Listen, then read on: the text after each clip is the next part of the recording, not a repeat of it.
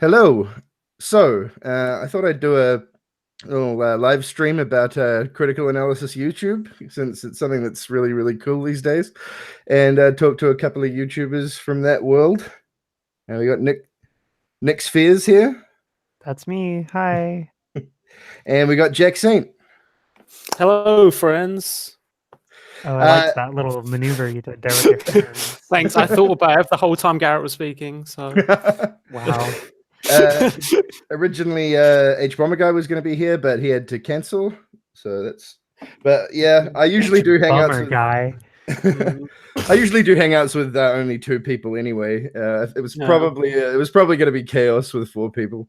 Hangouts. Well, if H Bomber Guy's going to cancel, then you know what? H Bomber Guy is cancelled. I hereby announce it. It's funny that you say that, because in one of the videos I want to talk about here, in Sarah Z's video, Bad Media Criticism, that's one of the jokes she makes, is that how some YouTubers say you're cancelled or some shit like that about just because they don't like it. It's like, Right. Yeah, there's a big discussion about authorial intent that I wanted to get into at some point. Yeah. We can get to that. Yeah, I do have something to say about her authorial intent video as well, which was good, but I think she there's an important thing she doesn't touch on in it. But yeah, anyway, like you say, I'm sure we'll get to that. I guess the first thing I should talk about is I guess our sort of tastes in things and approaches to things, because there's so many different YouTubers that are in this sort of sphere, and I think it's important to sort of I don't know, like talk about specifics, I guess. Like, for example, the obvious one with you, Nix, is that you mostly do horror stuff. That's true. I do, I suppose. Anyway, yeah. And I thought it was an interesting sort of comparison with Jack, because I mean, I'm sure everyone has tastes and things, but you seem to have a wider sort of net in terms of what you'll cover. Yeah, I guess to a certain extent. I don't cover much horror. It's just like you say, a taste thing. I tend to not watch that much horror stuff. I would like to get more into horror stuff. Incidentally, Nix, have you watched any Channel Zero? Oh no, I haven't watched any Channel Zero. That's like the horror thing that I've watched in the last year, and I'm obsessed with it. But yeah, sorry. I was literally I've got that in my list of things to bring up. Oh, whoa. Well, fuck.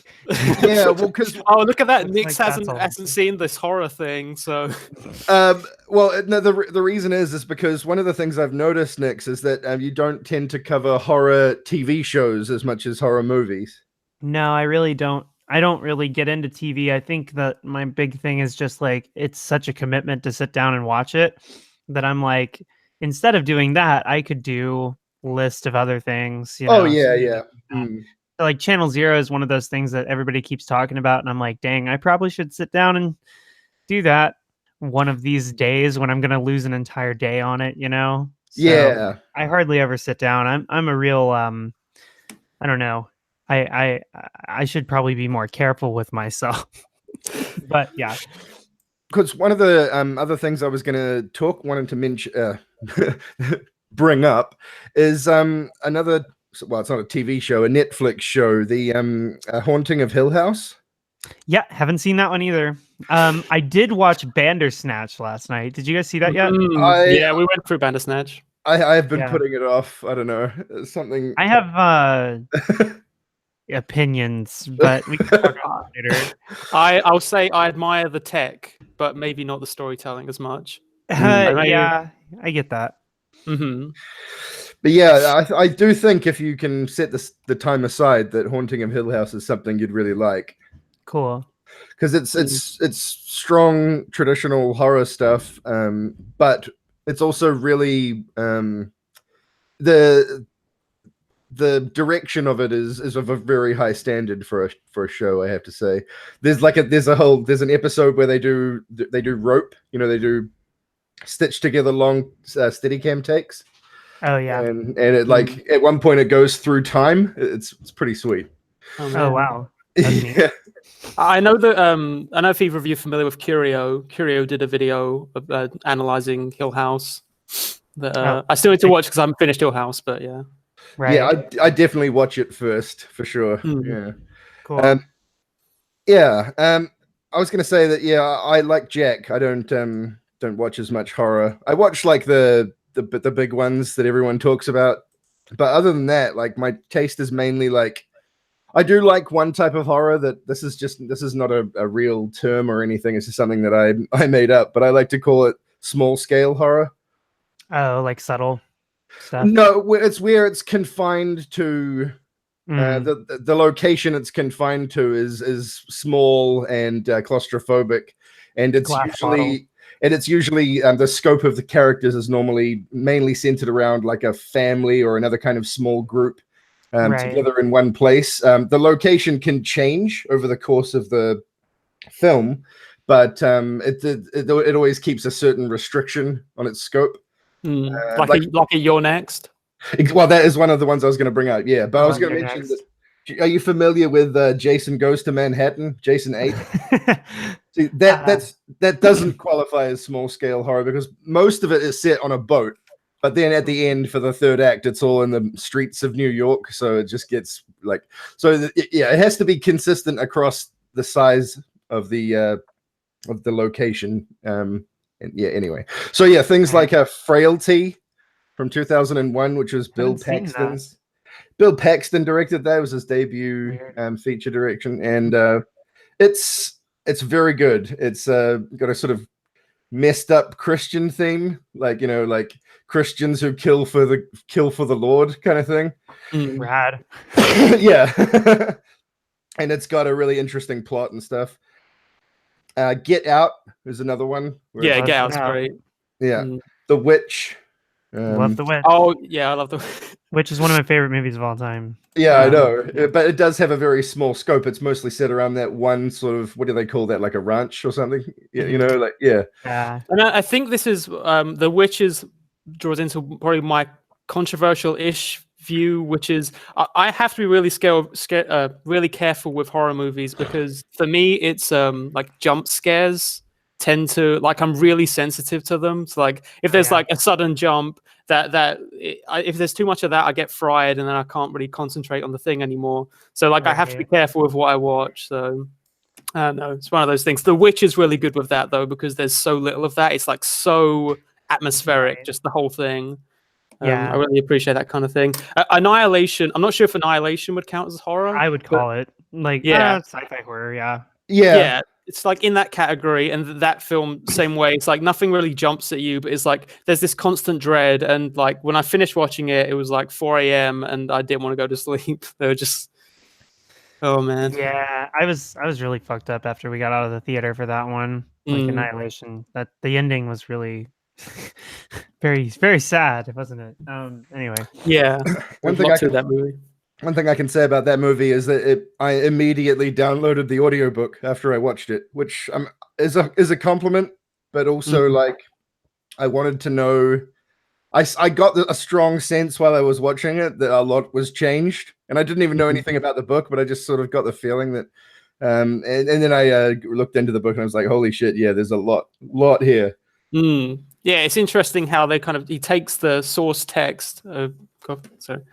They take the source text and they kind of do something very different from the book. As far as I'm aware, like the book goes in a whole different direction. So it's like two interesting stories from this like entirely different route.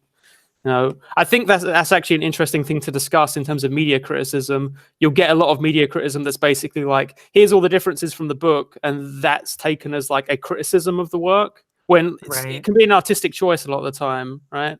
Right. Yeah, I mean, I kind of am of the opinion that whenever somebody else is like adapting something, that basically they have carte blanche to figure out what they're going to do with it. Like, you know what I mean? Like to use it for their own purposes. I think we inherently do that. I think the stuff that tries to be true to the source usually comes across really like dishonest to me. Like it usually feels like I don't know. It's just. It's like it doesn't have some sort of bigger stamp or something like that. So that's sort of my feeling. For me, it comes down to a few things. It comes down to in what ways it's like the original, like the source material.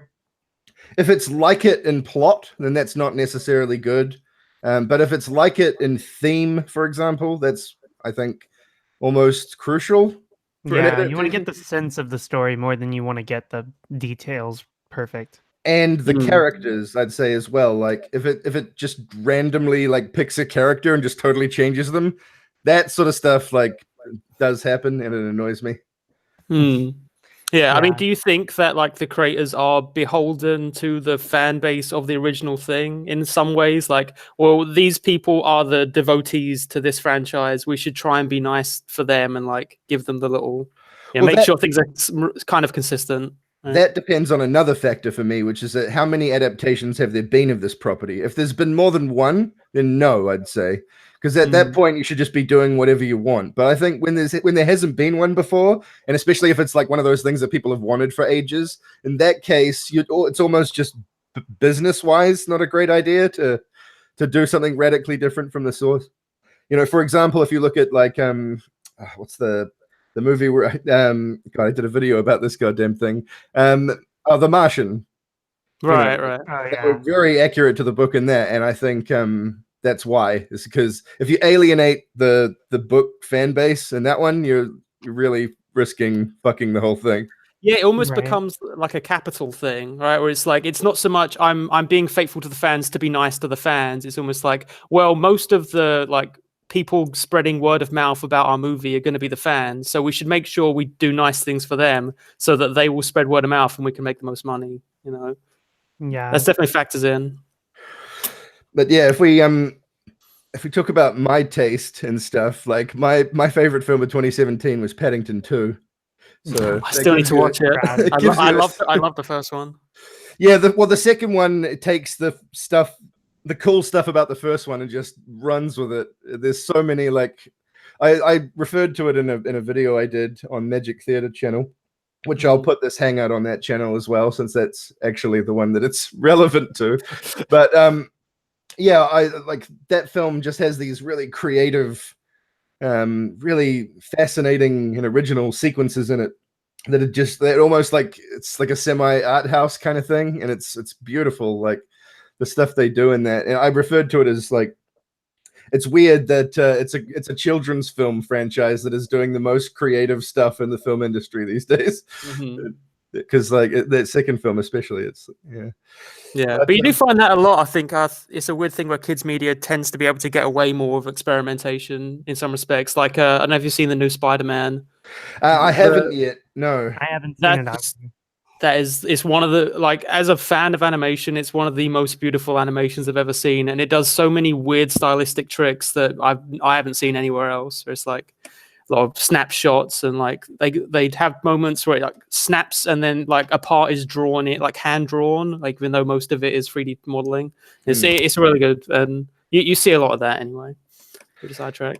And my favorite film of 2018 was You Were Never Really Here. Oh yeah, I fucking love that movie.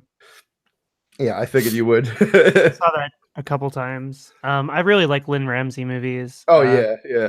Oh, I didn't like her. What was her first one about the boy who does accidentally kills his... Kevin? Yeah, I wasn't as much of a fan as no. Not we need to talk about Kevin. No, that one was good.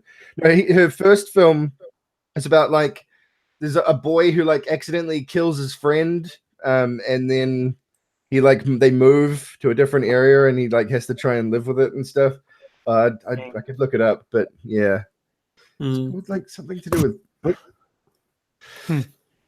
But yeah. Anyway, and the other one I thought I could talk about with you, Nix, is our favorite films, because I know from your videos that yours is Mulholland Drive. Yeah, definitely. Well, I don't know. That's one of those things where it fluctuates and changes so much that it's impossible for me to like really pin it down. Like, have you seen Mandy yet? Oh yeah, Mandy. See, before I saw You Were Never Really Here, Mandy was my favorite film in 2018. Yeah, Mandy is my favorite movie of a long time. It might be just like straight up my favorite movie now. I don't know exactly, but I had a really profound sense watching that. And then but yeah, Mulholland Drive is like the classic, the best, all that shit. I really love that film, but I was gonna say that it's not actually my favorite Lynch film. My favorite Lynch film is Lost Highway. That's contentious, but cool. I mean, hey, whatever. I like them all, so Yeah. I don't like Eraserhead much. bummer. I actually couldn't get through that whole film the first time I sat down to watch it, but I did Oh. eventually get there. I But fucking yeah. love that movie. Yeah. Oh no, I understand why people, why it appeals to people who like Lynch's film. Right. Yeah.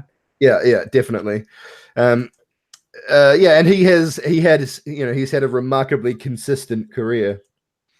Yeah. But yeah, my favorite film is Magnolia. Oh wow. Wait, your favorite film outright? Yeah, it has been That's since my- Magnolia. That's my That's favorite a- film. Really? Yeah, Wow, that's a Magnolia's deep my pull. favorite. Yeah. ever since I first saw it in 1999, it has consistently been my favorite film since then. Yeah. Wow. Yeah, it's a damn good film. Before that, my favorite film was Throne of Blood, which has since gone down quite a lot in my list. It's still on my top 10, but I yeah, love Kurosawa. yeah, that one Yeah, where he Kurosawa. especially like when he does Shakespeare, which he did a couple of times, but a few Right. times, 3 times. Yeah. And that one, like, holy crap, it's severe, Yeah. Yeah. Some intense shit. Bringing it back a little bit to like media criticism, I noticed you've been saying like favorite movie a lot. How do you feel about the whole like favorite movie versus best movie distinction? So I actually did Not real. Yeah, Go I ahead. agree, but we can talk about it. I do think it's real. I actually mentioned this in a video that I make a distinction between what I think is technically the best film of the year and also like the thing that appealed to my sensibilities the most, which I don't think is the same. Like, for example, in the year I was talking about, I was in 2013, in which probably the best film was Her by Spike Jonze. Hard disagree. Oh, it's both subjective. I'm not like, don't get me wrong. They're both entirely subjective. It's just one is subjective in a general way, and the other is subjective in sort of in terms of what I like. Like, for example, Paddington 2 appeals to something about me which likes that sort of Gondry-esque kind of thing of doing something completely new on film, even though it's been around 100 years. Like when in what's that film he did about the characters had insomnia?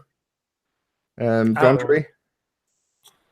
The Machinist? The Sound of Silence? Science of Sleep. Science of Sleep. Oh yeah, I've never seen that. I need to get around to that. Yeah, there's one bit, for example, in that where one of the characters turns on a faucet and cellophane comes out of the tap, and it turns into this like bizarre thing where there's like clouds made out of cotton wool and stuff. It's like it's really creative. Yeah, he uses a lot of really strange imagery. I love that kind of stuff. So yeah, yeah. But just because I love that kind of stuff doesn't mean it's necessarily like of the highest quality that came out that year. Sorry, go ahead. Someone else go ahead. Wait, okay, sorry.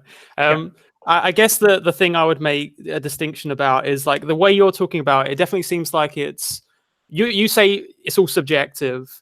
I guess what I would say is I can definitely distinguish between something where I think this is really well done in my opinion versus like this is just an emotional thing. Like for instance, Space Jam. I have a very personal connection to that movie and I love it dearly, but I would never really make much of an argument for like these are things it does that well. You know what I mean? Right. Yeah. There's a distinction versus like objective critique, which I completely oppose, which is the whole idea of just like, oh, this is objectively the best way of doing this. This is objectively the best way of doing this. That I can't stand that whole line of thought. Yeah, I'm the same. One thing about film is that it is totally subjective, and I like what I mean. It's 100%, and what I mean by that is like, you know, people might argue, but if the boom comes in shot, that's bad, or if it's out of focus, that's bad. For example, I mean, there are situations in which you want to do that for various like meta reasons or whatever, but also there are people who just don't really care about that kind of mistake, and there's situations where, like I said, it's appropriate to do it. And like at the end of the day, yeah, it all comes down to what you care about and what you don't. And there are, you know, and how there are people who will go see poorly technically made films just because it's a laugh, you know, like The Room and stuff. Yeah, so, absolutely. And it's, you know, you can't just objectively say that that's not valid, because, you know, everything is. So yeah, like that's one thing I like about film is that there's nothing objective about it really. Like technical mistakes like annoy me because I've been working in the film industry my whole adult life, so that kind of stuff just sort of irks me a bit. But that doesn't mean it's objectively bad. It doesn't. Yeah, like I used an example in my plot holes response video thing where I talk about Gladiator and how like there's a moment where you can see like the lycra shorts that Russell Crowe's wearing, and I guess like you could argue that's like a knock against the movie, but you could also like say, well, I really like Gladiator, and then when there's that moment, I'm like, look, I spotted it, and that kind of in a way makes me enjoy the movie more, right? Like you could make that argument. It's a reminder that movies are made by human beings, and they aren't things that exist like in some sort of alternative objective world where that's exactly what it is. It's like some people got together and made this, and that's kind of the thing. It's like the same reason why you like to watch, Star Wars when you're growing up. It doesn't look like space is actually, and that a lot of the things that they're portraying on screen are not true. There aren't explosions in space or whatever, but it reminds you that it's just sort of a fantasy movie made by people, and people got together and were able to create it. And that's like the whole point of like being alive and being creative, is just like finding those like little inspirational things and reminding yourself that a person did it, and I get to be a person who can do that too, I guess. Yeah, it's a really good way of putting it. Yeah. Like music's the same way with like records. You'd sometimes like to hear the imperfections, whereas when it's like very clean, it can be kind of dull in a way. Exactly.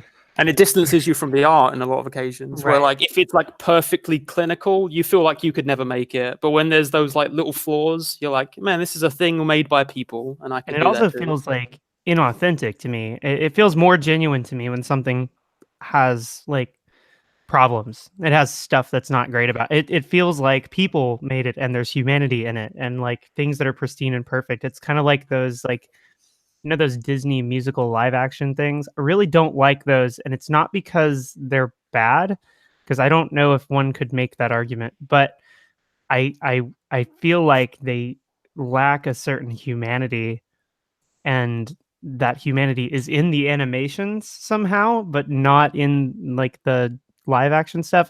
So I don't know. And I think partially it's just because the singing is too perfect and everything is too perfect, and there's not a single thing wrong with it, and everything's wonderful. It just feels wrong. I don't know. I always like those movies when you have like musical numbers and they just get the actors to sing it authentically in the scene, as opposed to when it's clearly like been dubbed over. Right. Yeah. It feels more like authentic, which appeals to me. Even though you could argue it's objectively better, right? Because the singing sounds objectively better, but there's something lost in that. Absolutely. Yeah. Anyway. But yeah, see, on top of that layer of if the singing is better, like there's also a layer of how much do you care about that? Is that something you value? So it's still subjective, like I was saying before. Like you were saying, that's something that not only doesn't bother you, Jack, but actually appeals to you. And so in that way, it is still subjective. It's just another variable. Like, the same thing applies to that boom in shot or out of focus thing. Like, that's a category of sort of objective mistake, but is that something that matters? Is it being done for a good reason? Is there a reason to find value in it, even if it isn't, Right.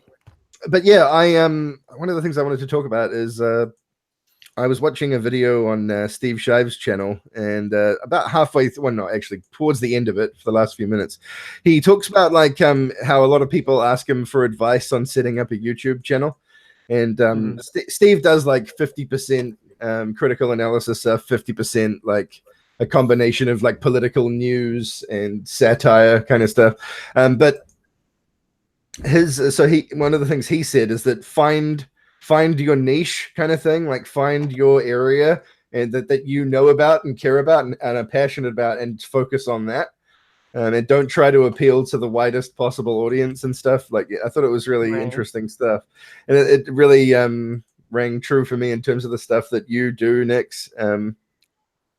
That's I think it's important for the person doing the critical analysis to have passion about the material, and for that reason, I think it's good that different channels focus on different things. Right. And like, for example, we got Big Joel, who mainly does like, he does a lot of like CG animated films by Pixar or DreamWorks kind of stuff. And he does other stuff too, but like, and I guess every YouTuber is gonna branch out and do various kinds of things. Like, you don't only do horror. And and Jenny Nicholson is another one. She like does a lot of Star Wars stuff because Star Wars is something she's very passionate about. But then she'll do like videos about weird internet subcultures and like theme park movies. Right. So yeah. And then there's Sarah Zed, who does like a lot of Netflix shows, and discusses other critical analysis channels. Yeah, I mean, that's the thing, I guess, that concerns me in terms of what you just said, which is that people pick a niche, and I think that's really good because it's nice to be always passionate about what you're talking about. But I do worry sometimes about when you get creators that get burned out because they're in their niche now, their whole audience is in that niche, and then they kind of get pressured to talk about every new thing in this field, right? And then they're like, well, I don't really care about this thing. And then their audience is like, but this is the thing that you do. And yeah, I have a good example of that actually, which is Red Letter Media. They started out having a niche, which was like basically shitting on the bad Star Trek movies, and then they did like the bad Star Wars movies and the prequels, and then they just that sort of stuff. And nowadays they mainly do like just review stuff that comes out as it comes out, the popular movies, Right. Yeah, you have seen that, and also they pander to reactionaries, but that's a whole other thing. We can all agree. Yeah, I saw there, like to the degree that when I saw The Last Jedi came up, I didn't need to watch it. I didn't watch it. I did watch it, and there's something really funny about it, but like I didn't need to. I was like, yeah, they're gonna hate on this, yeah, because that's what the people watching their videos will demand they do. So if they have any other take, they risk alienating people. But yeah, the funny thing about it is that there's a lot of critics I've noticed who have misunderstood how gravity works in criticizing the start of that film. The bit where the bombers drop the bombs on the big ship. It's like they're in space. It's like, yeah, and that's a massive, like insanely large piece of metal. And they're like tiny little bits of metal. Like that's how gravity works. Small things are attracted to large, heavy things. Yeah. So it's like actually makes perfect sense. But yeah, I saw a lot of people like bagging on that bit. It's like, yeah, that's I've been, because me and Eric Taxon are working on a video talking about a certain YouTube media critic who had a lot to say about The Last Jedi. And it's tricky because you want to get into those kinds of arguments about like, you're complaining about this thing as an objective, logical whole in the film. But even with that criticism, you're actually objectively wrong about that. But I can't get too hard into that because then I'm getting into the idea that that's something that really like objectively matters to the text. It can't just be a stylistic choice. Like, I don't really care if the bombers wouldn't actually fall into the ship, right? It's a stylistic choice. I have to point out you're objectively wrong by your own argument, but I don't actually care about that. Yeah, well, that's the other side of it. Yeah, is that not only were they technically wrong about how gravity works in that criticism, but also, yeah, they were kind of implying that if you don't consider this to be a like objective flaw, then you're wrong, kind of thing. Yeah. Hey Jack. What's up? Hey Jack. Who is it? Hang on a second. It's my wife. Talking about. Oh my God. Yeah, we'll see how that goes. He's the guy who does 12-hour-long media analyses, which are just a jumbled mess. Yeah, well, I had to show the respect it deserves. Yeah, that will probably be out like next week, and then we'll see what happens there. Maybe my channel will get cancelled by YouTube. I don't know. That's the best kind of thing, is like when you feel like the next thing you do is like literally going to be the last thing that you ever get to do. So I don't know. It's very exciting. We were talking about like people falling into like, a niche and then getting stuck, and like with the audience expectation and stuff. that's kind of where I am, ironically. Like that's kind of how I feel, which is Yeah. not necessarily that like, you know, horror movies or I the thing is like horror movies or whatever, but there's like a lot of things that I'm interested in, and like I want to branch out and do more stuff and do like more, I don't know.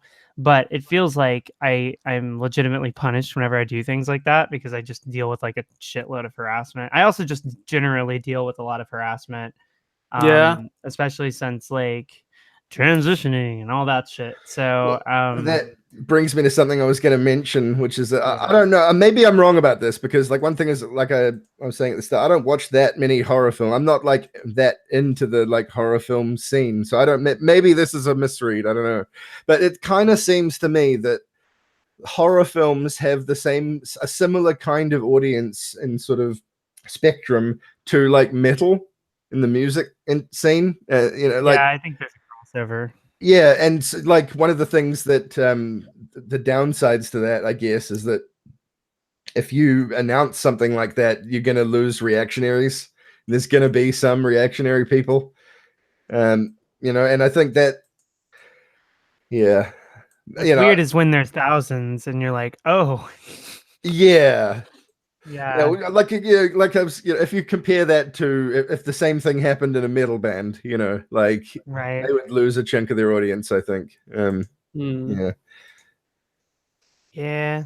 Oh well. But anyway, I don't know. It's just I'm making a video about that, or at least I'm going to. Basically the video, the idea is like there's this movie on Netflix called Cam that's about a cam girl that like basically wants to get popular so much that her popularity manifests as a person other than herself, and then she gets like locked out of her own life because this other person that looks exactly like her is basically running everything now, and she's trying to get it back.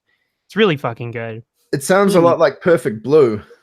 Yeah, there's a lot of crossover, but the video that I'm doing is like I'm literally writing the video and going to be saying the video to the writer of the movie, like the screenwriter, and I'm just going to be talking to the screenwriter and I'm going to be like, I saw your movie and I feel like you totally understand what I'm going through, so let's just compare notes. So then the whole video is us just comparing notes and like talking about the audience, who's literally it's for the audience, you know, they're going to be watching it. So it's Mhm. just ironic because like a lot of the things that I say about the audience are kind of mean and like sad, and they're all going to be watching and it's going to be kind of interesting. But I know the screenwriter vaguely, so yeah, I don't know. I thought that was fun.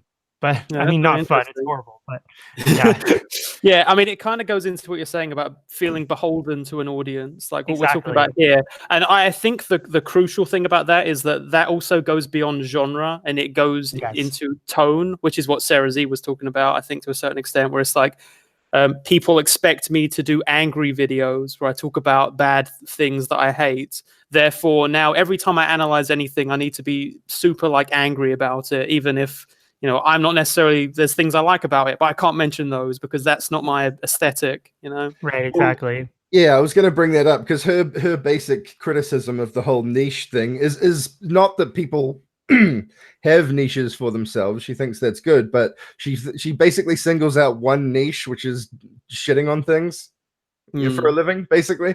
And when you get into that sphere, like you kind of can't get out of it, and it like it feeds on itself, and you become CinemaSins, basically. That's like what that's basically what she's saying. Like if other kinds of niches are fine, but she singles that one out as basically being destructive. And Right. there's another video I wanted to mention, which is a video by Chris Stuckman. Okay. In the last few minutes of his top 10 of 2018, he basically goes into this tangent, which is really interesting, about how he's decided to not make a top 10 worst list of the year.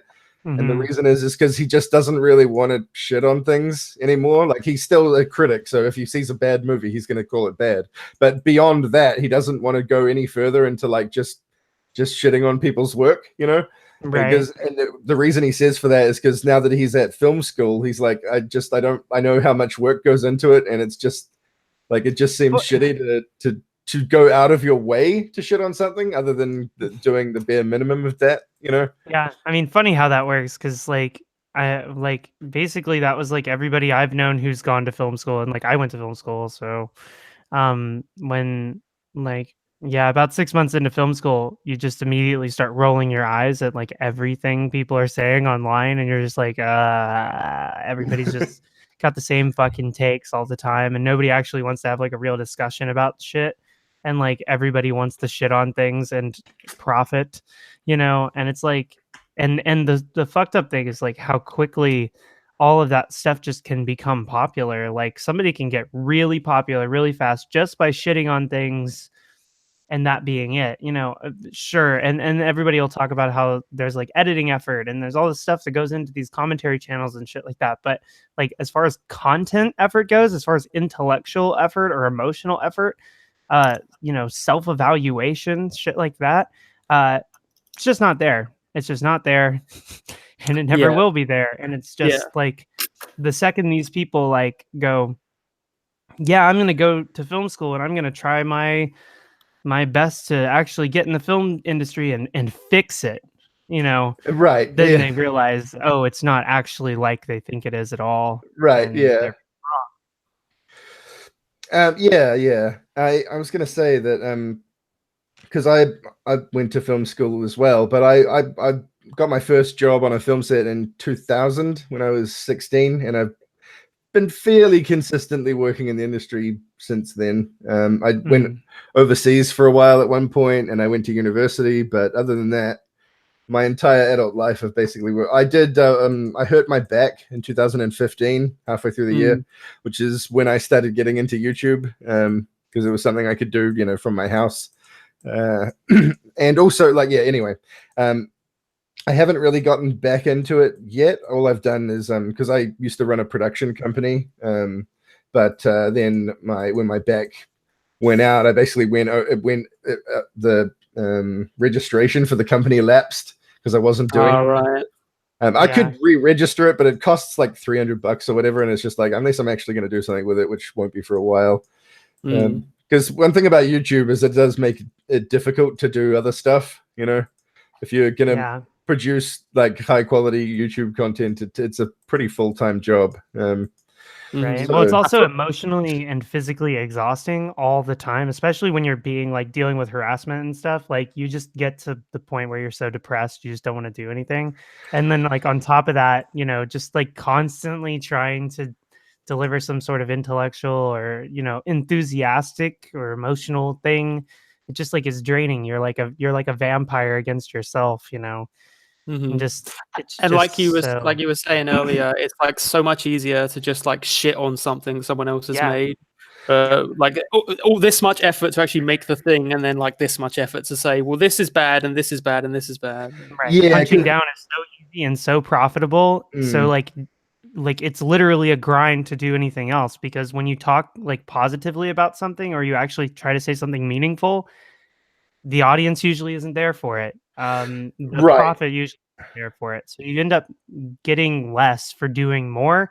And you like, sometimes I like to just go watch reactionaries and be like, holy fuck, like they don't try at all. Like the standard is so low. And like, I hold myself to such a high standard all the time. And I really don't need to do that. Yeah, I don't know. Anyway. Yeah, well, one thing I was going to say is that there is the other thing about good versus, being positive versus being negative, is that being positive is objectively more difficult and more work.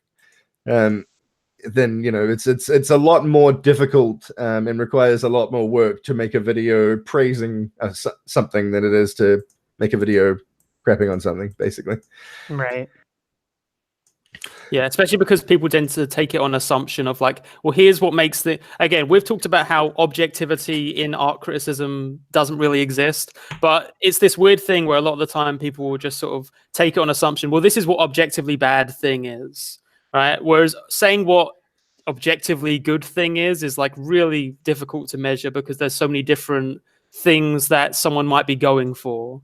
Right? Like there might be a cheesy joke and it might make you cringe a bit, but maybe that's the character, and so it's a good line, right? It's like it's such a tricky thing. Yeah. Well, and also like it's making yourself vulnerable.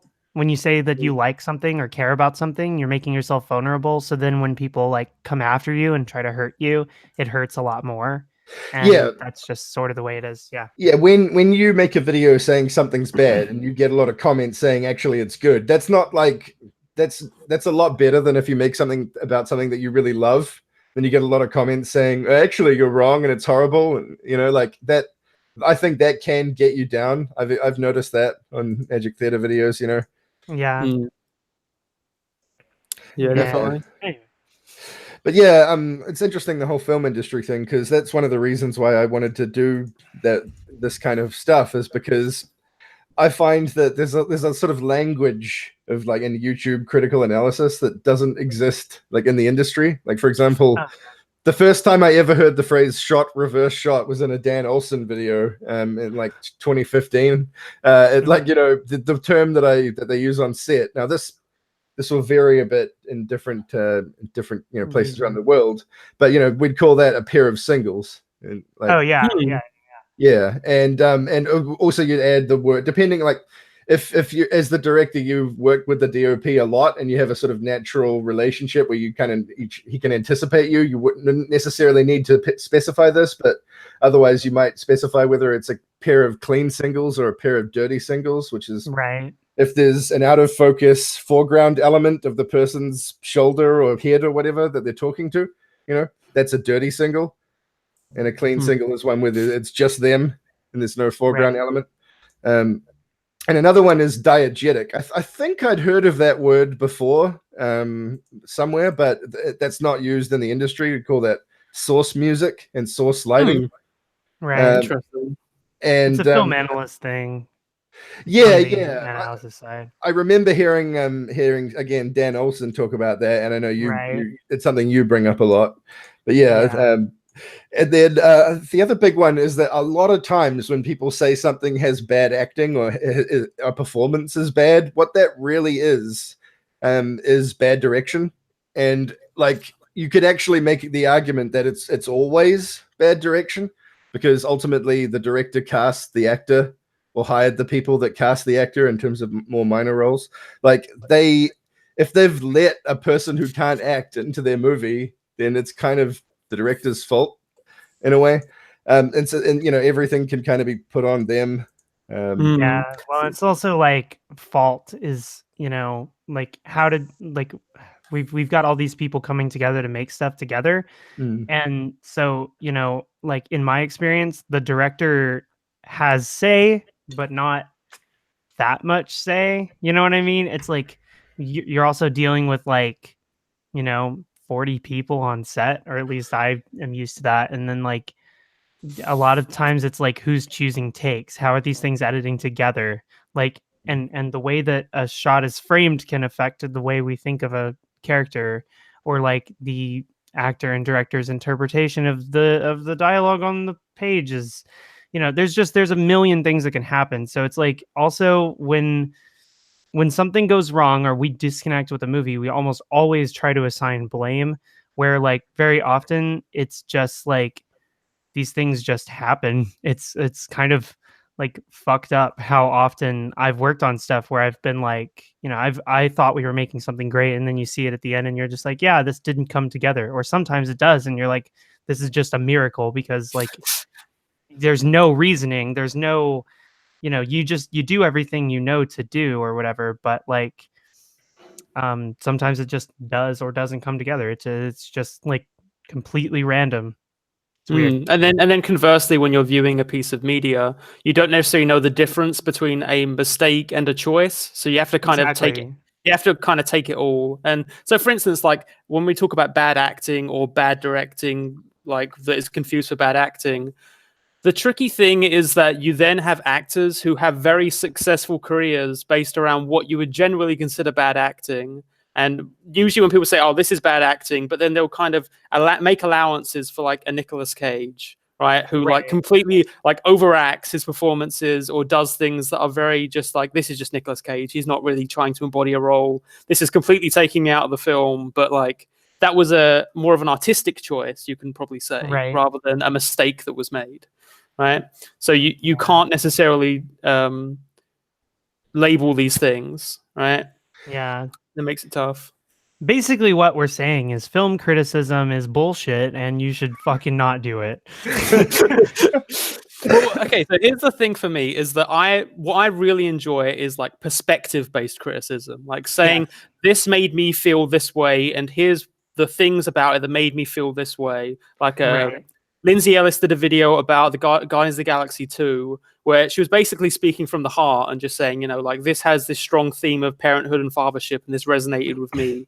And that made me appreciate the film a lot more. And I get so much more out of that than someone doing like this long ass summary of a film where they just say, here's a mistake they made. Here's a mistake they made. Here's a mistake they made. And it's like, I feel nothing about it's like, it's like they're going down a scorecard and they're just like, okay. Yeah, I hear so much like, I like the movie, but it's objectively a 5 or a 6. And it's like, what does that mean? Yeah, like, nothing. like it. Fuck. Yeah, exactly. Yeah.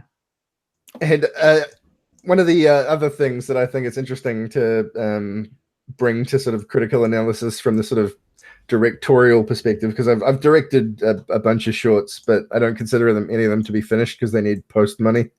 Like they all need like thousands of dollars to finish in post production. So they're all just kind of sitting around. Well, one of them's finished, but the others are sort of in limbo. I'll eventually figure out how to pay for them, but I haven't really been focusing on it. But yeah, like I was just going to say that one of the interesting things about directors is that oftentimes, like directors are thinking big and thinking, you know, thematically and structurally and all that, but you spend a remarkably surprising amount of time thinking about a lot more fundamental things than that. Like the big one, and I often bring it up in Magic Theater videos, is the suspension of disbelief. Maintaining the suspension of disbelief, unless you're intentionally fucking with it. But you know, other than that, like you think a lot about keeping people in the film, keeping people captured, keeping people engrossed and immersed, and that anything that sort of fucks with that is, like, generally speaking, like not a great idea. Like I said, you can be intentionally going for that, and it's totally valid. But assuming that's not the case, then yeah, it's like. And another one is word emphasis in the actors' dialogue. Like when they say a sentence, the words they emphasize and the words they don't. Like a lot of directors will just micromanage the shit out of that because it's really important for them to act as. Yeah.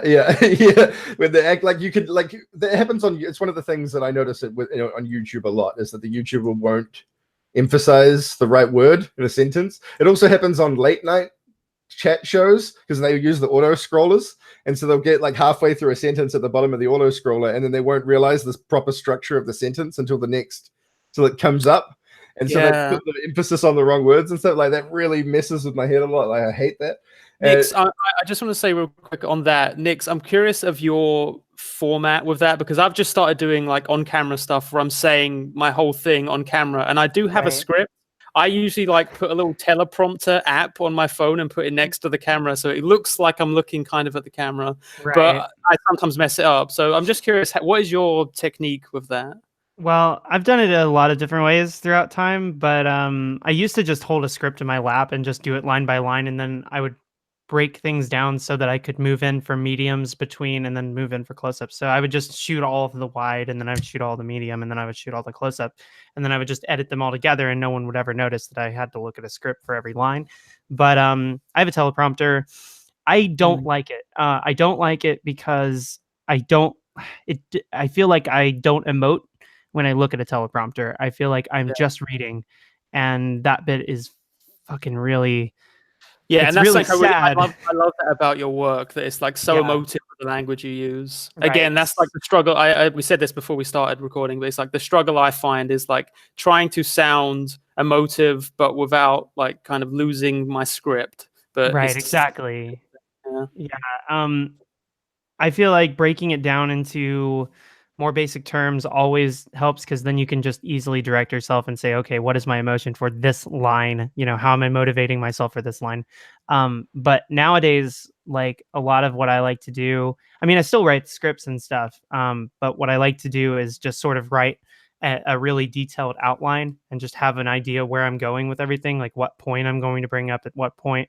And that way I can just kind of be free to say some bullshit. Like if I come up with some bullshit when I'm just like filming, then I'm like, cool, more bullshit the better, because then I can just leave that in and the video becomes fun. And Mm. so I try to like hype myself up for that sort of thing. And then that's sort of how I'm directing myself these days. I don't know. But yeah, it's well, like another thing for me is just like trying to forget that I'm looking at a camera, which gets easier and easier. That I think is actually the hardest part, is just like trying to envision the person you're talking to not being a camera and instead being like your friend, or like a loved one, or someone that you really really like to make laugh or something like that. Mm. If you just imagine them to be that person and then you're just talking to them in that way, then then you get your best stuff, because it's then when you show it to them and they laugh, it's really satisfying. Yeah, I haven't So even considered that angle of it, like thinking of the camera as a person. So that's yeah. really interesting. Thank you for that. Yeah, and also like I don't know, one of my my best directing advice is always to tell people to do and not to be, to do and not to be. So like make people laugh, like make somebody laugh, or make someone think, or make someone feel what you're saying, or try to connect with somebody. Don't be funny, don't be emotional, don't be intellectual, like don't do those things, because what is that? Like what is the state of being Mm. emotional, or something like that. You got to make, like I write extensive notes on my scripts, and like this is what I want people to feel at whatever given point, and then I just try to do that. I just try to make that happen. Rather, so I don't know. That's just sort of my advice, but I don't know that Yeah. much about it. I haven't done like a lot of scripted stuff in a long time, but yeah. No, I think that's good advice. I mean, my background is like college degree, essay writing about like English literature. I've got like a bachelor's and a master's in that. So it Oh, was a right. lot of just like writing and just trying to make a strong argument in the writing. But now I'm trying to get more into learning the performance aspect, which I think is Right. like so important. Yeah, Especially absolutely. nowadays on YouTube, it feels like unless you're kind of more personality based, you end up being sort of left behind by your audience a lot of the time. Yeah, and You know like what I mean? intellectuals come and go.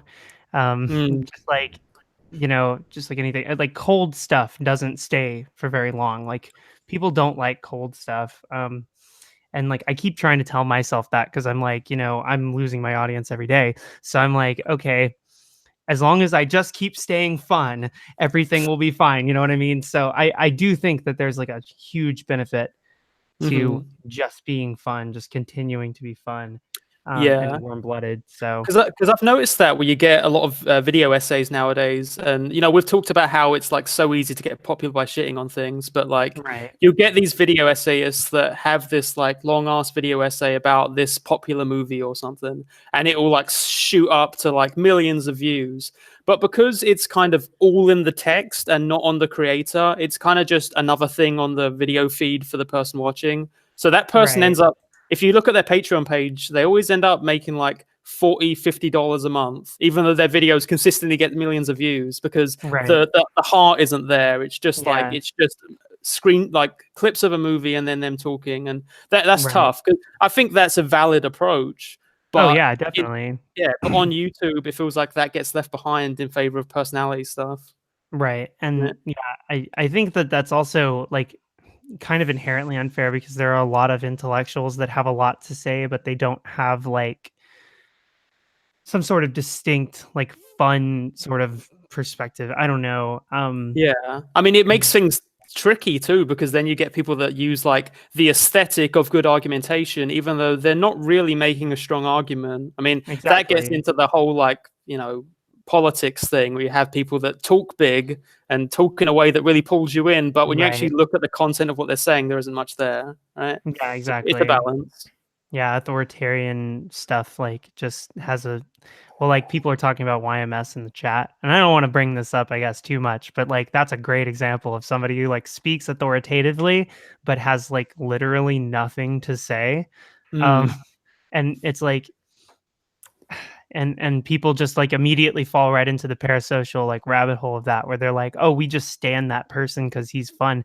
And it's like a friend of mine who's an asshole, and we just like our asshole friend. And but the thing is, like, they also defend him and think he's right even when he's saying things that are really harmful and bad. And it's like things like that. That's when it gets really fucking bad, because he's become a character, not a person. Exactly. To them, right? Yeah. Exactly. One thing I'll say about Your Movie Sucks is that he's friends with TJ Kirk. Oh yeah, atheist. So I don't know if they're still friends, but I honestly don't know anything that's going on with him these days. But that's a good point. I don't know what the prison situation is either, but they have at one point TJ Kirk set up a YouTube competitor. Oh, great. Your YMS, I believe, actually started on that. So Oh wow, interesting. Okay. Yeah. Or at least was on that in the early days of it. Yeah. I mean, you also get like a Ralph the Movie Maker. I know he's tied to Your Movie Sucks, and he's a good. I think I don't want to like shit on creators or whatever, but like I think Ralph the Movie Maker is a good example of he's got a very strong personality and he draws you in. I find a lot of the time his arguments are basically, I didn't like this, this was bad. I didn't like this, this was bad, and rarely elaborating on what he's saying. But I think you see a lot of that.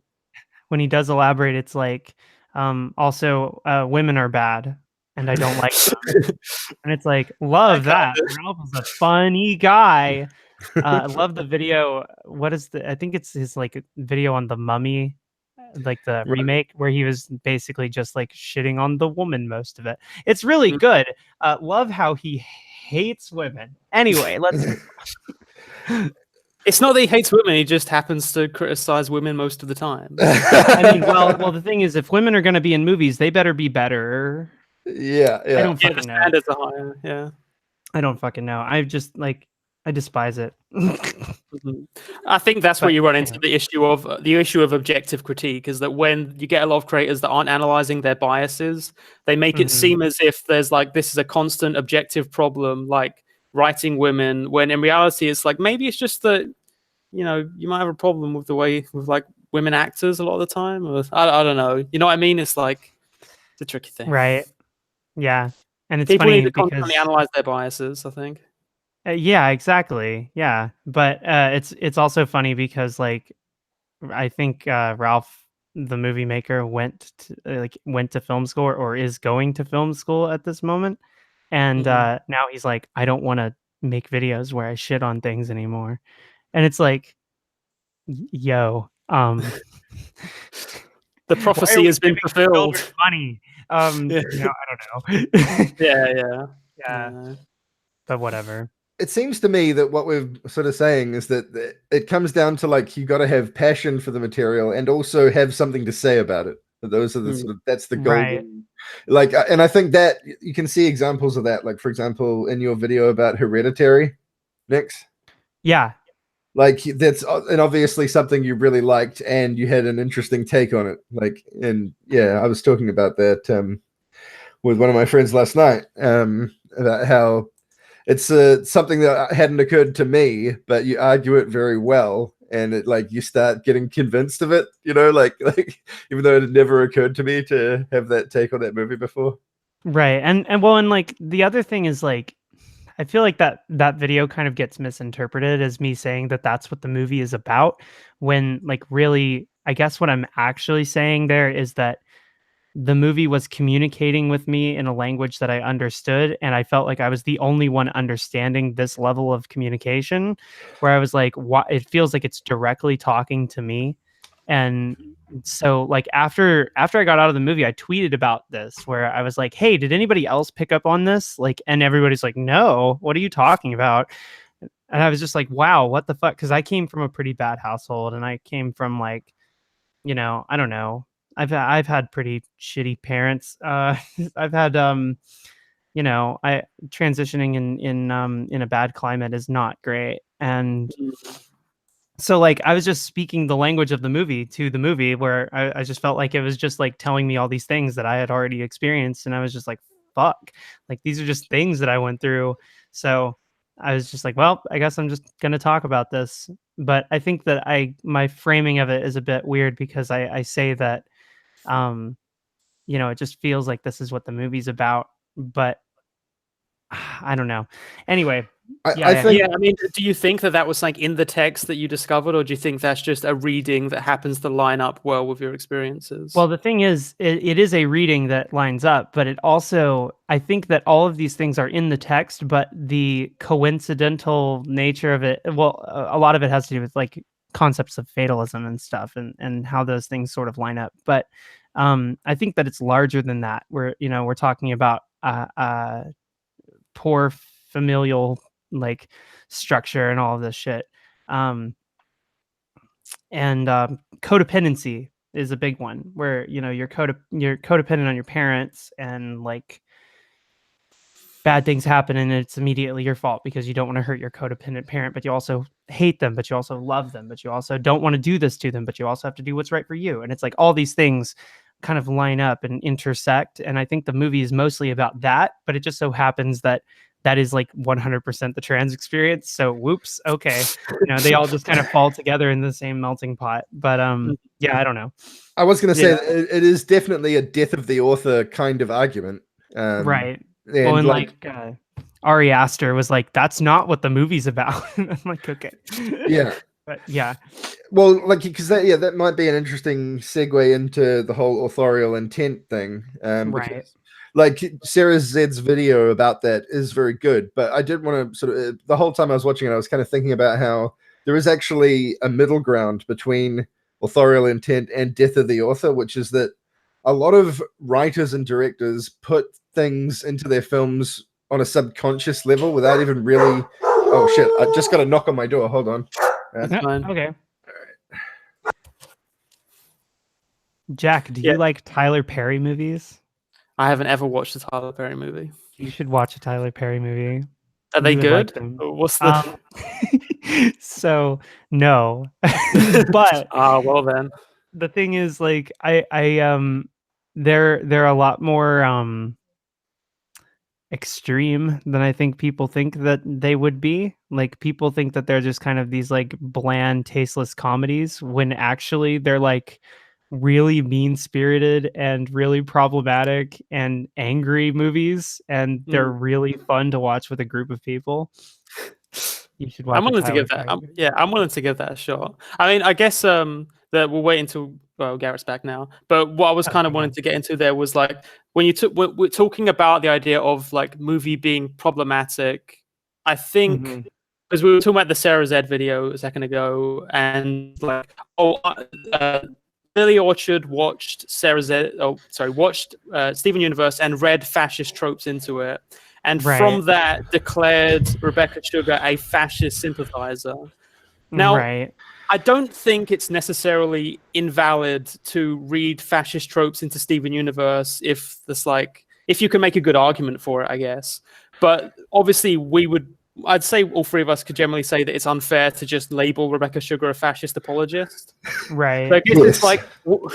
So I guess it's like, where would you say that line is? Because then you refer to like Tyler Perry movies as, having various problematic elements. And we probably could say that Tyler Perry has some unexamined issues that maybe need to be considered. Yeah. So it's like, where do you think that line is? Right.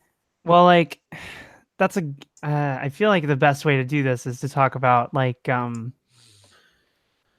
Tyler Perry's relationship to like gay people on screen, because he like very consistently throughout his entire body of work uses gay people to emasculate his male characters. So like a gay person will come up and then like a woman will be like, look, you're interested in a gay person, you must be a bitch. And it's like so there's like this intersecting thing there, right, where like Tyler Perry also thinks that women are evil, and he also thinks that gay people are there to emasculate men. So it's all from this very male perspective. So I don't know if I would necessarily say that like something being problematic is some sort of inherent thing, or it's like the ethics of the thing, like he's being unethical, because basically we're just talking about perspective. So it's hard to not think that maybe he just thinks that these are the things that are I don't, Yeah, you it's know, like you're spotting patterns in his work, and you kind of read into his character from that. Right, exactly. The tricky thing is, I guess, what if Tyler Perry came out one day and said, "Okay, I've been playing a character this whole time. I've been playing a character writing these movies. Actually, I'm Mhm. very, not homophobic. I've been Right, writing these to parody people that are homophobic," and it's like, right, and which is a exact common and defense. It's a common defense. right, it Yeah, is. yeah. Yeah. If he was going to come out and say that now, I would just call bullshit, basically. Right. Well, yeah, a good example is like Larry the Cable Guy. Because Yeah, like Larry the Cable exactly. Guy says all this awful stuff, and he's like, "I've just been playing a character. I'm actually very smart." And everybody's like, "But you have also said that you agree with all the things that you say." Yeah. So, uh, That was so again exactly. Yeah, it's like when there is someone who does that, they make it's obvious pretty much from the start. Like Sacha Baron Cohen, like right, it doesn't take long to figure out that it's all everything he does, everything he's ever done has been a character, different characters and different things, but right, you never see the real Sacha Baron Cohen in one of his films or shows.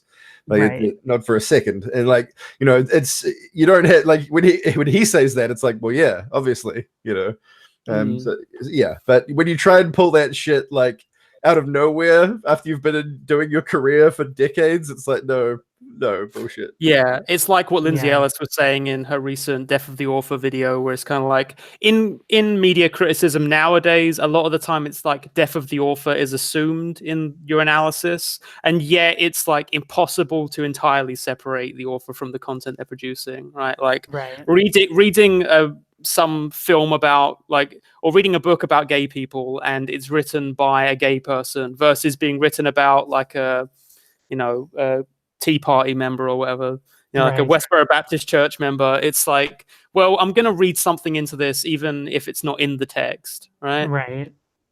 Even if I generally agree that we should try to analyze media without trying to psychoanalyze the creator of that media, because you can Right. have a lot of Exactly. bad takes about that kind of thing. Well, Yeah, and I think that a big thing is just the way that we talk about criticism, like on a fundamental level, because like criticism is very often assumed to be this whole like I am person who has opinion, here's my evidence, essay, blah, there it is. Like, and this is now a take, and Mm. where really I feel like criticism and media analysis and like all that is big conversation. It's just like asking questions. Like, Sarah Zed sees fascist propaganda in Steven Universe.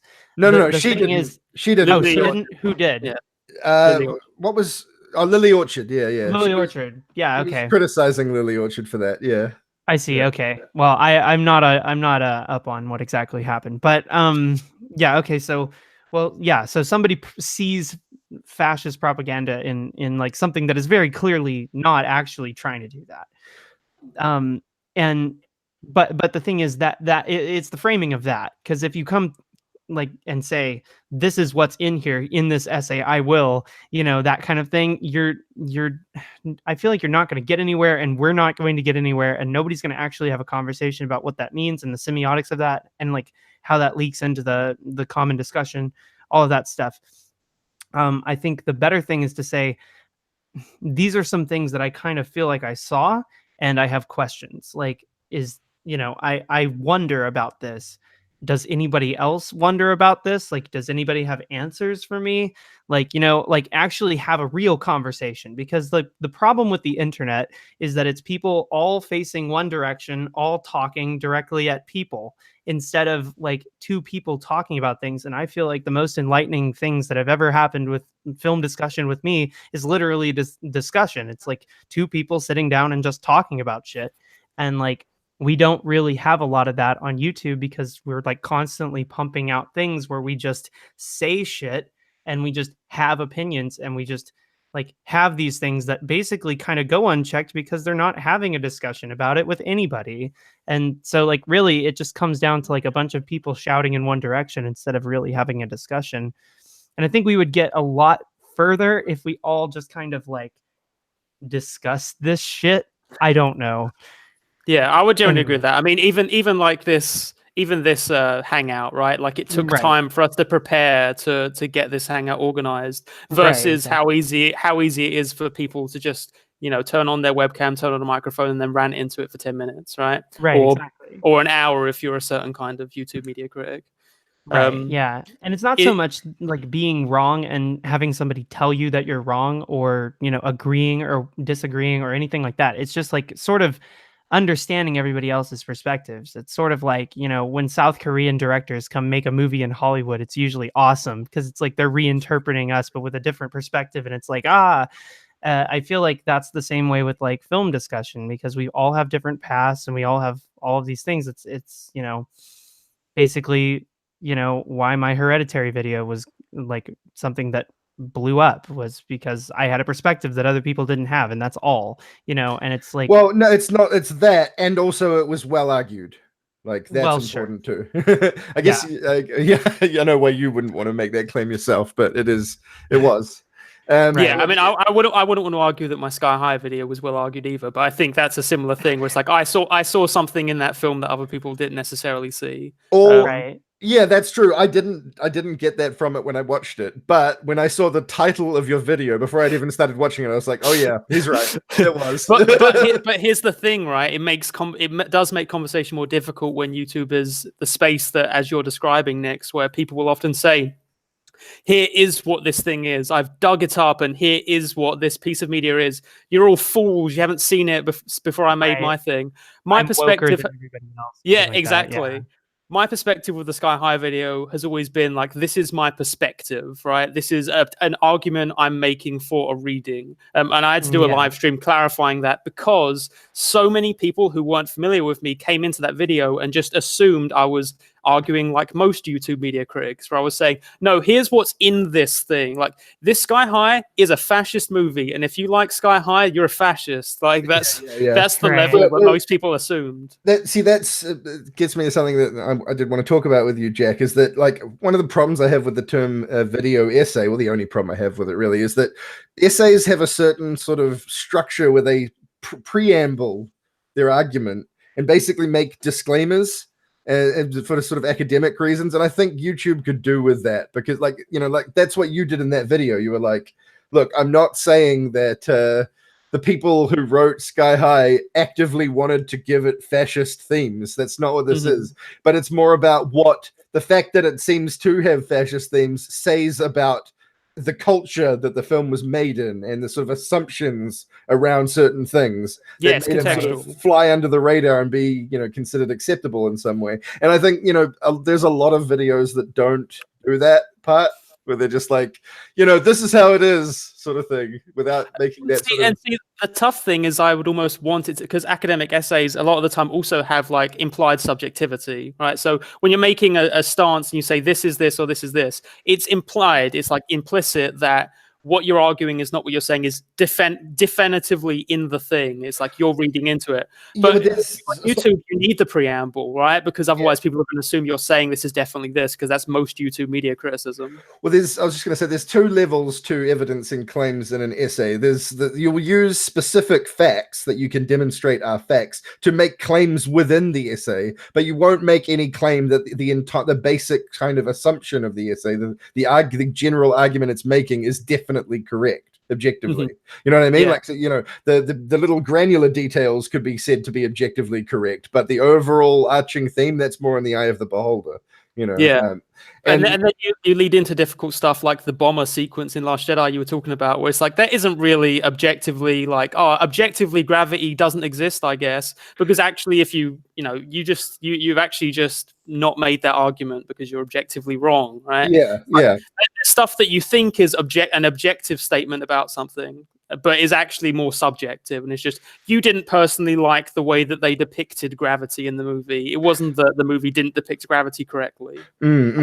Yeah, and like that's one of the reasons why, like, what makes a good argument in a video essay is that if you can double check the thing that is being evidenced for yourself, or even just reflect on it and quickly come to the conclusion that the interpretation is correct, well, at least the specific evidence that's being presented for an interpretation is correct. Like for in your Hereditary video, you didn't misstate anything that happens in the movie. You're like the stuff that's actually just granular details about the story. You got all that right. You didn't have to twist it at all to make it Right. fit your interpretation of it, and that's part of why it's a compelling interpretation, is because like it just naturally applies. It doesn't necessarily make it correct. I'm not saying it's objectively correct or anything, but you don't need to like do any mental arithmetic to make it mental gymnastics, sorry, to make it fit. You know what I mean? Yeah. Right. Yeah.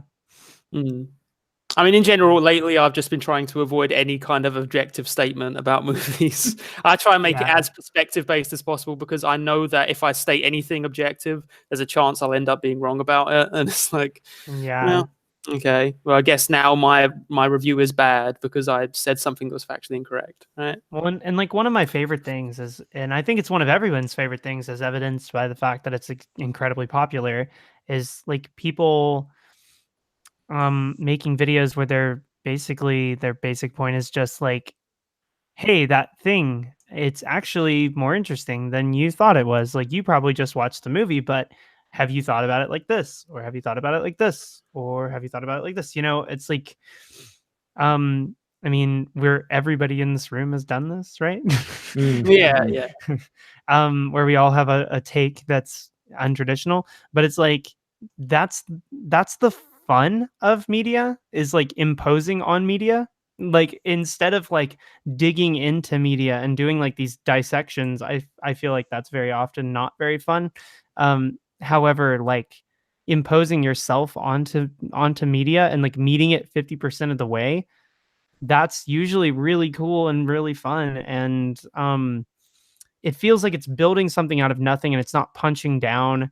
And it's like it's literally using media to create, instead of like using media to platform some other thing, or like, you know, posture, make yourself look like you have taste or something, you know, whatever. Yeah. Because that's like, really, honestly, I need to piss really, really badly. You keep Okay, going. go for it. Yeah. Well, like something I was gonna say is just that, like, honestly, I don't give a shit about taste. Like, I don't care if people judge me for the stuff I like, really. Yeah, no, that's the best way to be, I think. Because the thing is, people have complex relationships to what they like and why they like it, and you can't really communicate that in a video, I don't think. Not completely. Like, you know, like if I was going to make an argument for why I think Magnolia is my favorite film, like I don't think I could adequately put everything about it across. Just I don't think that's possible. So I've avoided doing that, and I noticed you haven't done a Mulholland Drive video either. And I think I thought maybe it was for the same kind of reasons, that you couldn't, like, yeah, I could never appropriately sell Magnolia as being as good as it is, because part of it is just too, I don't know, it's like too hard to grasp. It's like, yeah. And I think it's the same with everyone, with whatever they like the most, you know. Well, yeah, like, with that cam video that I'm working on, like, when I saw the movie, I was immediately like, God, I want to tell people about why this is great. But the thing is, it's not that it's great, it's that it's telling me things that I need to hear, and it's having a discussion with me about stuff. And it's like, that part of it, I can't recreate with a video, but I'm going to try to do that, and only that. Like, the actual analysis stuff doesn't matter, because it's like already there. And also, who am I to, you know, put out some sort of authoritarian thing where I talk about that, you know? You didn't really miss much, Jack. We just basically said things that we'd already been saying, but only now different. Yeah, I don't know. Wow. No, but like, sorry, the idea that when you talk about objectivity in media, I think that whole discussion basically leads to the idea that eventually we can find a way to program the mathematically best objective movie, and that's like the least interesting discussion to me, right? Yeah. And I think that's the authoritarian thing, especially when you account for there's almost a colonial aspect to that, because what people tend to think of as objectively good things tends to be based on a Western perspective, right? Like, if you take a lot of Eastern acting, like Japanese acting, for instance, a lot of it's very exaggerated compared to some stuff you'd find in the West. That doesn't make it objectively worse, right? But if you're going to have this objective measurement of quality, well, you can't really account for that, right? Yeah, exactly. It does become authoritarian at a certain point. I was gonna. It reminds me of something, Nix. I remember you saying in your Tyler Perry video that a particular ending of one of the films was the most like bizarre ending of any film you'd ever seen, where like it randomly introduces The Rock at the end. That one. Yeah. Yeah. I want to make a counter argument, right? Okay, sure. There's a film, a Japanese film. It's by Takashi Miike. It's called Dead or Alive. Have you ever seen that? I haven't seen Dead or Alive. I've seen a lot of his movies, though. So Tell me about it. This is how that movie ends, right? Okay. So it's a cop, and he's been I think some gangsters have killed his wife or something. I can't remember the exact details. Anyway, it's a completely normal like gangster crime drama action movie kind of thing up until this point. Well, relatively normal, you know. But then he like gets her ashes and he pours them out, and they're bright red for no reason. And then you're like, that's weird. And then the next thing that happens is he gets into a game of chicken, a high-speed game of chicken with the bad guys in a car. And then they swerve at the end, and he does this massive roll, and he gets out unharmed, and he's on his knees, and the two gangsters come up or something. And anyway, he pulls out from behind, he reaches behind his back and just pulls out a rocket launcher, just out of nowhere. Oh, cool. He starts firing a rocket launcher, and the bad guy builds up something, just magically builds up a fireball, fires it at him, and the fireball meets the rocket and creates an explosion that destroys the entire world. Oh, okay. In the sequel, they come back as angels. No shit. Oh, I like this a lot.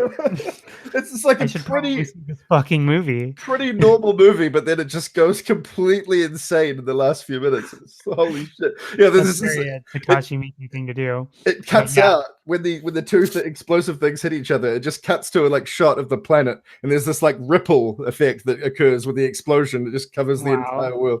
Yeah, it's amazing. Rad. Well, to me, it sounds logically inconsistent, so it's going to lose points for that. Yeah. I'm going to have to go ahead and dock a point. Don't make sense. -1. Now it's a 4 out of 10. I give you whatever. Ding. You know what's fun is like watch just about any film criticism video on YouTube and think about and make a list of their literal criticism, the things that they're saying, and then correct them like in the story, like think about correcting them, and then imagine the new movie and how much worse it would be, because it always is. Oh yeah, okay, so that's the main thing of objective art criticism that like hurts my head, is because the idea of something being objectively bad, at least as far as I understand it, is if it's subjectively bad, then that would mean you could remove it, it might be better, it might be worse, don't know. Objectively bad would mean that if you removed this thing or if you added something to fix this thing, the thing would be objectively better, and we don't know that because that movie doesn't exist, right? Like people have talked about how like I don't know, various aspects of like The Last Jedi, for instance. Say, for example, the bomber sequence was like totally inconsistent with gravity, right? Okay, so now let's remake the whole thing, except now you're like this special laws of gravity are in effect. Maybe that scene sucks now, right? It's like we don't know because that thing doesn't exist. Yeah, exactly. We haven't seen that film. I remember when A Quiet Place came out, like everybody had a shitty take on how much that movie would be better if actually they directed it. And you know, they've got all these fucking terrible ideas, and like literally just reading them and just laughing at how the movie would be so bad if any of them made it. Like it would be so awful. It would be so boring. Like we want to explain more. Why? Like I've seen it when Mauler did his critique of Star Wars. I think it was The Force Awakens. He pointed out how like it's an objective flaw because they didn't show any part before there's the war between the Resistance and the Empire. They should have showed the calm before the storm. And it's like, well, okay, what if they did that and it was just kind of boring and didn't add much to the story, right? It doesn't matter how it happened. Yeah. It's just also exactly. It's pretty easy to attack that argument as well within Star Wars, because you can just say, well, that's A New Hope started in media res. There was already a war going on, and the prequels didn't. They showed you the start. Is that better? I don't think that's better. In fairness, Mauler does find the prequels better than the new movies. I'm sure he does. Yeah. But yeah, like so a friend of mine made a really good argument about the prequels. Is that he's a big Star Wars guy, and he said that it would have been much better if they'd started in media res within the Clone Wars, and the whole thing didn't span anywhere near as much time. It was just compressed, like the original trilogy was.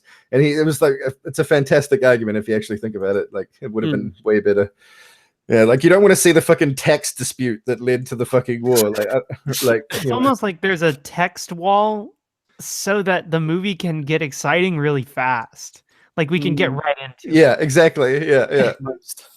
Almost. And if it's explaining how like a trade dispute to us, that's probably not the best way to start. But no, yeah. definitely. Yeah, so then, that's my basic argument is like when people talk about trying to distinguish objective flaws from subjective flaws, it's like, well, if you're going to say this is definitely an objective flaw, where's this version of the movie that you saw? Because the only movies I can really think of that have like edited versions that are like new versions of the movie where they fix things, almost everyone says that the new versions are worse, or like it's a big dispute over which is the pure version. So it's almost as if when you try to fix something most people consider a flaw, suddenly a bunch of people like the flaw and they don't like the fact that you fixed it, right? It's nothing is good. Well, it's like the classic Han shot first thing, right? It's like George Lucas's intent. He didn't want Han to come off so poorly, so when he remade the movie, he fixed that problem and made Han not be the guy that shot first. Even though that wasn't his intent in the first place to have Han come off that way, people preferred that characterization of Han, right? Generally speaking. Right. See, this is what I was going to say. Yeah, George Lucas is a great example of he's a great bit of evidence to use against authorial intent, really, because he doesn't understand what is good about his universe as well as a lot of fans do. He like objectively seems to not get that. And there's so much evidence for it. If you look at like the differences between the prequels and the originals, like the things he changed to make it more in line with, because he directed the first Star Wars film, but he didn't do the other two.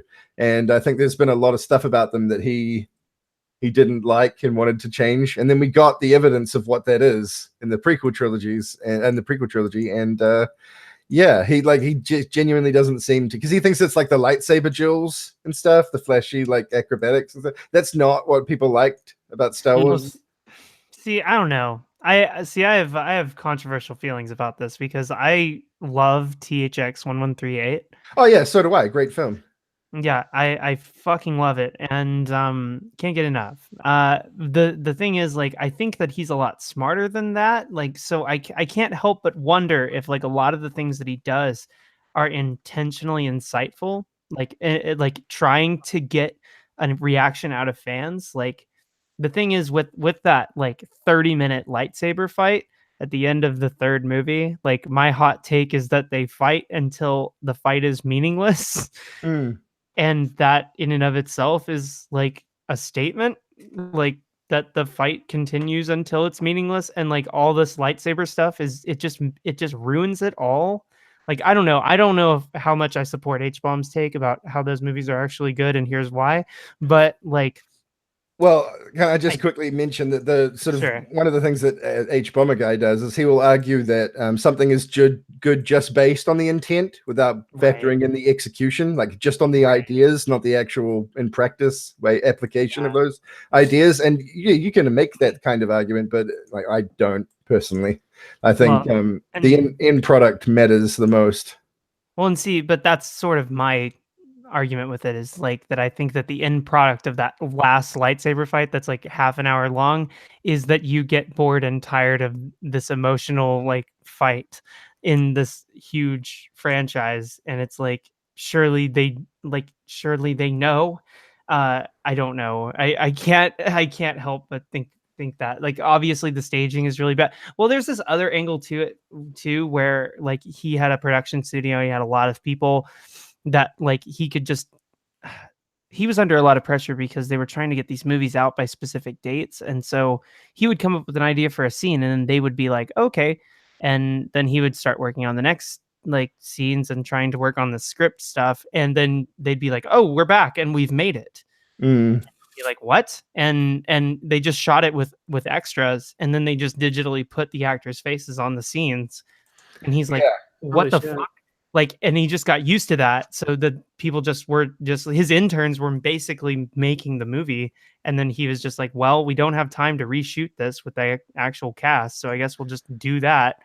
And like, there are several scenes that are noticeably like that. Which is odd too. But I think a lot of people like those RLM videos, like they like to say that George Lucas, like everyone was scared of him. I think everybody thought he was pathetic. Yeah, well, the thing is, like, if you're working for a guy like that, you do have to do what he says. Like, so you're Right. gonna, like, you don't need to be afraid of them. It's your job to do what they say. So you're just gonna do it. If it's bad, it's on them, not on you. You know. And so, like, you know, I think that's how his underlings would have approached it. Definitely, I don't think they would have been scared of him at all. No, I think they were trying to lead him in different directions, and then the movie is basically just a fuckload of different directions that like didn't come together. That's not to say that the movie would be better if it was just him alone making the movie. It wouldn't have been. They were inherently unsuccessful ideas in a very unsuccessful time in film history. Like 1999 was, you know, not ideal for making stuff like they were trying to do. Like that's the problem, right? It's well, like, the technology forward, you have to like make some pretty shitty mistakes, and like I actually did a video about that, the Gravity one, where I was talking about how one of the basic point of the film Gravity is to advance filmmaking technology in a particular way. And that means that it's not going to have engrossing characters or a really interesting narrative or anything, because they're not focused on that. It's literally just because the studio that made it basically gave them $100 million to make to make advances in the way people are shot when in space and stuff. And, you know, and that's basically what it is. And if you like, that's why I like that film, because directors like tend to appreciate the most when a film comes along that it like adds a new tool to the director's toolkit, right? And that's what that movie does. It means that there's, in the future, the stuff that's shot with people in space is going to have a lot more possibilities than it did before. And so even if like the movie sucks on a, like, I don't know, like a, you know, if you watch it and don't enjoy it, that's not even important. Like, it so happens that I do enjoy Gravity. It's like a sort of roller coaster ride movie. Yeah, I like it. But having said that, it doesn't come off as well on like on a screen, small screen, than on the big screen. On the big screen, that movie is engrossing and riveting, and you feel like you're on a ride and stuff. But it's like, I think, without that, it doesn't quite work as well.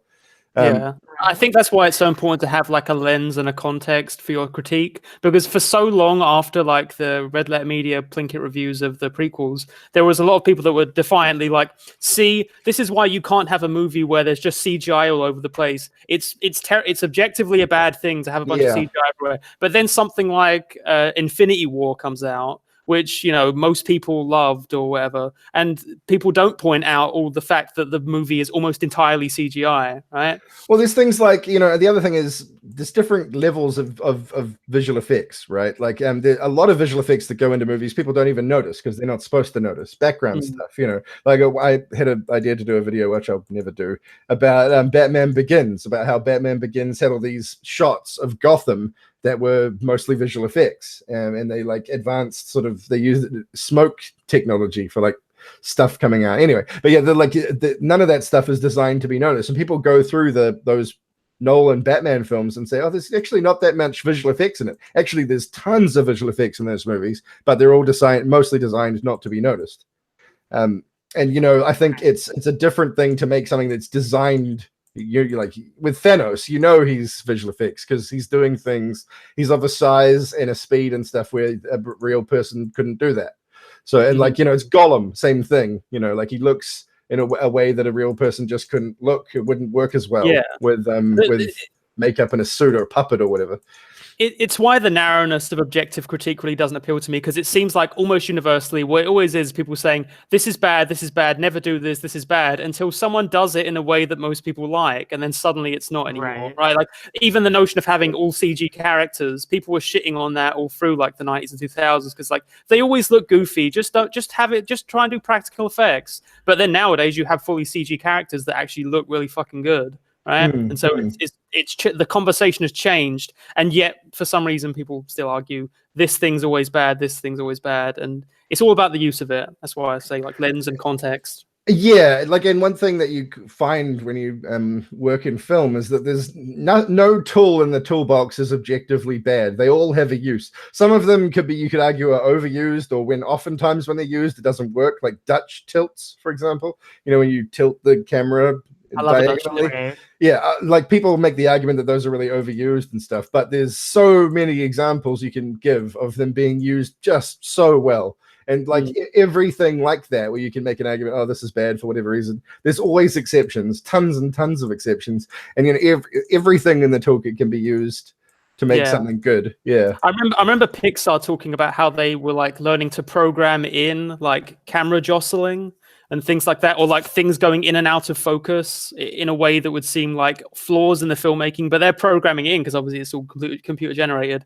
And it's just like, you can go back a few years and the notion of doing that is like, why would you program in flaws to your thing? But it's like, it makes it feel more authentic and grounded. Like I think WALL-E had a lot of that, where it was a lot of out of focus shots and a lot of, the moving of the camera and that sort of thing, as if it's a handheld shot, but obviously it's not.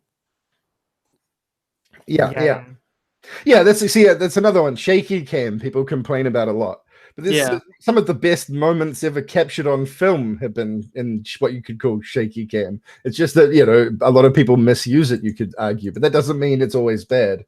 Like, holy shit, the amount of there's a ton of shaky cam in the beachhead sequence at the start of Saving Private Ryan, and that's fucking awesome. You know, like there's shaky cam in Harry Potter movies. Yeah, like it's in all movie. You realize that like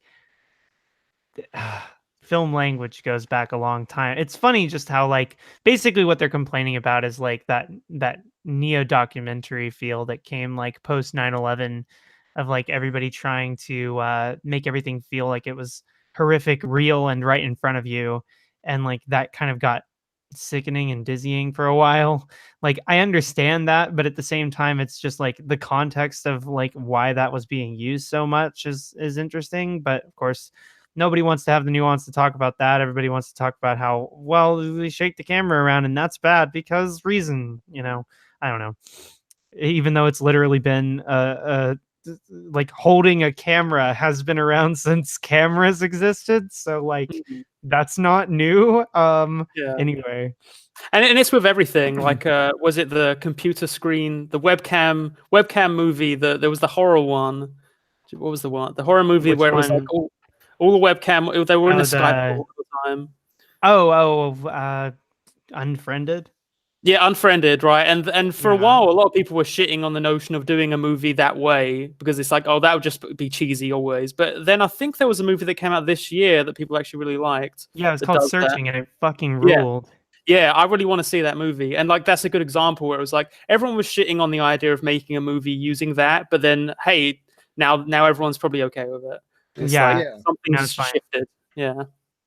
Yeah, that's a great example of like, something comes along and because it doesn't execute its idea well, people confuse that for the idea being unexecutable, you know, like like you can see that with the people in the chat are talking about this, so I'm bringing it up, or at least one person was, that you know, the people look at the Transformers movies and say giant robot movies are just dumb, you know, and then he did Pacific Rim to be like, actually they can be good, you know, like it. And yeah, like it almost seems part of the reason he made that to me was to make that point, to be like, hey, don't write off giant robot fights. You know, it can be awesome. You know, I mean, The Shape of Water is a damn good argument for the notion of like, hey, just because you're saying the premise is dumb doesn't mean I can't execute it well. Right? Yeah. Or execute in a way that most people will like. Because I think actually that's a big part of the conversation is we confuse what is good and what is bad for what is popular, like what most people would enjoy.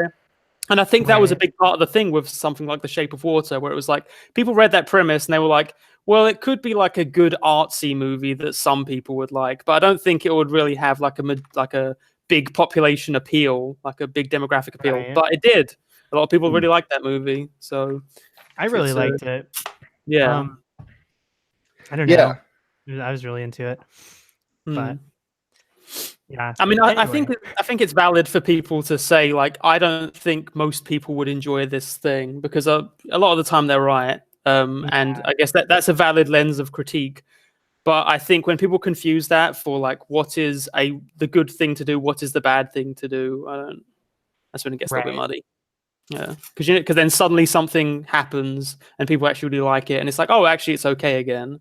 Right. And it's Like just an R-rated superhero movie, it's right, okay. exactly. Yeah. Another example is they got to a point with found footage movies where people are saying you can't make a good one of these. They all have the same basic flaw. And then Rec came along and was like, nope, like Right. Well, there's like now it's like a whole well, it's like mostly over. Like people aren't making found footage movies as much no, anymore. But not so much. there at the end there were a lot of like pretty okay ones that kind of got shelved or thrown around because they were like, well, everybody's tired of this, so it's kind of a shame.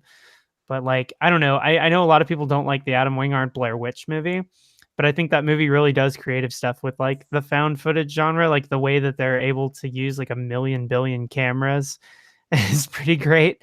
Like, I don't know, there's like on a technical level, I think that it does a lot of things. It also does that thing that I think that a lot of found footage movies like really totally blow, is that it like delivers on like creature effects, and it delivers on like shit being actually intense. Or like a lot of found footage movies are just, you feel like you're just sitting around with some people and then they die for no reason and then it ends. Yeah. And it's like I think that like a lot of those later found footage movies were kind of misjudged because they came out at the end of that fad instead of at the beginning. See, Yeah, I would basically say that the reason why Rec is better than the other found footage movies is because it's just better directed. People who, I think it's two people, I actually can't remember, who made that, like, they understood the factor that the film hinged on, which is that it's what you were touching on there, which is that in a found footage movie, if you slow the pace down too much and it's not enough happening over time on screen, people will be thinking about the fact that it's a found footage movie and thinking about the format of it beyond, instead of getting engrossed of it and sort of analyzing the style of it while they're watching it. And that cuts your suspension of disbelief. And so right. like when you're making a found footage movie, you have to keep the tension up really high, keep it fast paced, keep lots of stuff happening and keep it tense. And like that's what Rec does really well. It never lets up. It's just, and it doesn't give the audience time to be like, well, this is what I know of this genre of style of film before, and now I'm comparing it to what I'm watching now and thinking about it like that. Like I did a lot of that during what was that one with the giant monster in New York, J.J. Abrams produced? Cloverfield, yeah. Like I found myself thinking about that a lot while I was watching that. Like you're thinking about the kind of movie it is and how it works within that style of movie rather than actually watching the story and the characters and stuff. Yeah. Right. Yeah. I like Cloverfield though. It has haven't seen it in a long time. There's some cool things about it, definitely. Yeah. I didn't much care for the Cloverfield paradox. I'll say that. No, I've heard that. I haven't watched that. I've heard it's absolutely terrible. And I do have to say that I think 10 Cloverfield Lane would have been a good movie if they just left it disconnected to the Cloverfield universe and made it something completely unique. They wouldn't have even need to have actually changed it, just the title, like literally, like yeah. Right. I really actually I like that 10 Cloverfield Lane movie. The thing is, like, the movie has this sort of like joke in it that I like. What if the like conspiracy theory guy was actually right thing? Like there's that joke, but because it's 10 Cloverfield Lane and we know that it is true, that it's just it's not a joke. Like we know the punchline before we get to it. So at that point in the movie, we're just like, oh, there's aliens outside. Shocker. Yeah, right. You know what I mean? If it had been its own thing, it would, however it ended the movie with whatever, intense thing, that would have come out of left field. It wouldn't have been as like, yep, that's what I've been waiting for the whole movie. Yeah. Yeah, it's almost like opposite outcomes when it comes to 10 Cloverfield Lane and Cloverfield Paradox. Because I think that what's happening is J.J. Abrams is trying to use, it's like a capital thing. He's trying to use the Cloverfield franchise as like a tent pole to hang these little indie movies that never would have got funding. And so with 10 Cloverfield Lane, the Cloverfield tent pole kind of harms the movie. Whereas the Cloverfield Paradox, like not to spoil anything about it, but basically it's like the Cloverfield label is an attempt to salvage what is kind of a train wreck of a film in many ways. Right? At least in my view, it's like a train wreck in many ways. The character, there's a lot of things to talk about with the Cloverfield Paradox, but yeah. Some random geek in the chat has brought up the mystery box, the infamous J.J. Abrams mystery box. Yeah, it's something I've got a lot to say about. I think there's a lot of good things about J.J. Abrams' style, and I did a hangout with Steve Shives where I was talking about some of that. But yeah, the mystery box thing is a bunch of bullshit. I don't know. I think it's a valid approach. I don't like the lack of prioritization on emotional effect. It's all about like getting a reaction out of the audience, but it's not getting an emotional reaction out of the audience. It's like anti-empathy. My issue with it is what the mystery box essentially proposes when you get right down to it is that suspense is enough on its own without payoff. Just the suspense and just the tension, just the setup is good enough. The journey is the best part, not the destination, basically. And like Hitchcock's entire career basically is evidence that that's not true. That if you're going to increase the tension escalation of your film, it has to lead somewhere. And you know, like that's what that classic argument, the Chekhov's gun, is all about.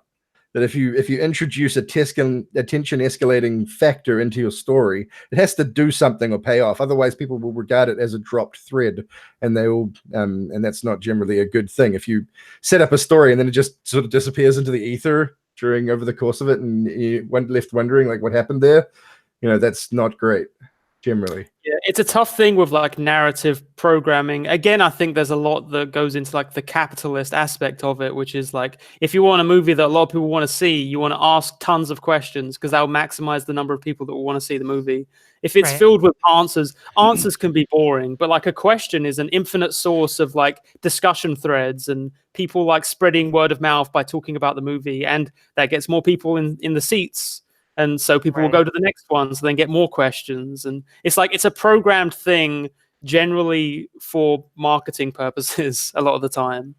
And if that's what you're going for, which makes sense because we live in capitalism, it's a thing, right? It makes sense to do it that way. If you just want one, it's like the whole idea that everything has to be a franchise setup now. It's like financially that makes a lot of sense. But, you know, if you just want to tell one complete story, that's good and all. Good luck. Yeah. Yeah, exactly. But like, no one wants you to fucking do that. Right. Well, and I kind of have this feel with like sort of stuff now where it seems very the understanding of these things are never like thematic anymore. Like it feels like things are more leaning towards like secret threads, secret thing. That's kind of like talking about Bandersnatch, you know, it's like it feels like a whole thing dedicated to, well, what about this little insignificant detail? Well, what about this little insignificant detail? And this like obsession with these like detail oriented things that don't actually get to any sort of larger thematic thing that makes you, you know, feel like you got anything emotionally out of it. You know, it's like no priorities on empathy or anything like that. You know, that's sort of my vibe. And I don't mean to sound like a traditionalist or something, but empathy is pretty cool, guys. Anyway, yeah. Well, I think the thing there is it's kind of like they want you to stay in the text, just the text, because the text is something that can be packaged up, marketed, and sold to you. I think that a lot of the time when you have films that are more what you're talking more empathetic, it's like you can take that away with you, and it's like you no longer need to just have theories about the movie or whatever about the plot.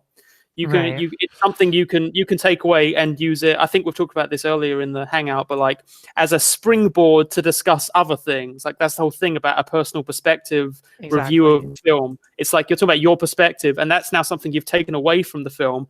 They just want you to be talking about the film, because the more people talking about the film, the more people that might go see it, and then that's more money, right? That's right. I think that's a definite like intentional thing in a lot of ways. The idea of like finding some way to interact with movies in a new way is but anyway, go ahead, go off.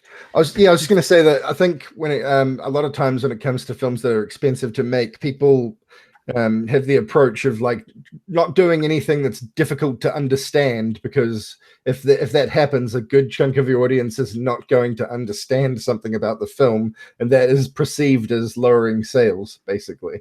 So they make everything super easy to grasp. Like, and these days it's increasingly that way with wanting to appeal around the world. In every kind of different culture, where they make everything sort of super bland and don't try to do anything risky or clever, and that is why that happens. It's a capitalism thing for sure. And like we were talking about David Lynch before, like he's the opposite of that. He will do whatever he wants to do, and whether the audience understands it or not is completely, that's, a dice, roll the dice. Some people will watch Mulholland Drive and have absolutely no idea what's going on. But for the people that did figure it out, it's extra meaningful and extra interesting for them. And that's David, David Lynch, that's his whole thing. And the great thing about him too is like, I think the culture misjudges his movies too, like as these puzzle box movies where people watch them to go try and figure them out, like figure it out. It's the same with Twin Peaks. I think that a lot of people's Twin Peaks takes are kind of bad because like they just hop in and are like, we're gonna figure it out, we're gonna untangle the threads. Where really, I feel like the great thing about David Lynch movies is that there's like this sort of incompleteness about the way that they thread together that allows for the audience to bring that extra 50%. It's like they're movies that are tailor-made for people to have a discussion about. Like you have to, like the only way you can parse it out is if you actually have like a discussion about it. And you see what I was going to say is I like those takes, and I like thinking about that stuff myself with David Lynch. But it's what we were talking about before. It's that, and like you say, it's he meets the audience sort of halfway, and then you're left to fill in some blanks. You could choose to just not fill in those blanks if you want, or you can. And I think the problem with a lot of that stuff on YouTube is that it fills in the blanks in a way it claims is definitive, right? Whereas none of that is. The whole point of Twin Peaks and a lot of his other things, well, not everything he does, but definitely Twin Peaks, is that it's left open to interpretation. A lot of the stuff is left open on purpose to interpretation, so you can have wildly different reads of it. That is part of what makes them fun, in my opinion. But a lot of people will be like, hey, here's my take on some thread in Twin Peaks, and this is definitive, and I'm right. And that's dumb. It's intentionally, obviously, not that way in the source material. No one can ever make any kind of claim like that. You can have theories, but you might be filling in blanks that were never filled in by any of the writers. But that doesn't actually matter at the end of the day. If you're, it's like your interpretation. It's just your take on it or whatever. But especially with David Lynch, you can't ever say like this is what it is. For example, I'll give a counter example to that. The film Enemy by what's his name? I can never remember. Sorry. His name, but Denis Villeneuve. Villeneuve. That film has a definite correct interpretation, and he has actually admitted that to be the case. Where it's just how the movie was intended to be viewed. Now you can view it another way. There's nothing wrong with that, but that is an example of a film where you're meant to have a specific takeaway from it. Which is about the main character's relationship with women and stuff, and how his misogynistic sort of ideas about women and stuff. That's what the film is about. I don't know if you've seen it or not, but the giant spiders and stuff. People have all these different takes on what the giant spiders mean. They mean a specific thing, and that's like throughout the film. And like, Yeah. you know, whereas David Lynch has never on Twin Peaks, there's almost nothing in the show that is like that, where there's a definitive thing that he was trying to make you go for. There's almost everything about it is left open to interpretation, and that to me is one of the things that makes it awesome. And you know, like I think you probably agree with that, Nick. I don't know, like the fact that he leaves so much sort of up in the air, and it's all like it's designed to make the viewer just sort of move through the experience without overthinking it while they're doing You it. literally can't. Like you can't watch his stuff and dissect it as it's going. You just have to kind of be on board with it, and you Exactly. either are or you aren't. Yeah. That's putting it perfectly. Exactly. When you sit down to watch like The Return, for example, you just have to sit there with a completely open mind and just have no expectations and just let it wash over you. Basically, it's the only way to watch it. Right. It's certainly the best way to watch it. Yeah, and I think that's like the beauty of cinema, that something like Enemy and like most of David Lynch's work can both be, I think, valid approaches to constructing a story or constructing themes. That's when you get the issue of most YouTube media critics who basically pick a lens and then decide, well, this is how I'm going to objectively measure this thing, and I'm going to say if you don't do it this way, then it's bad. Like a lot of people might look at a David Lynch did I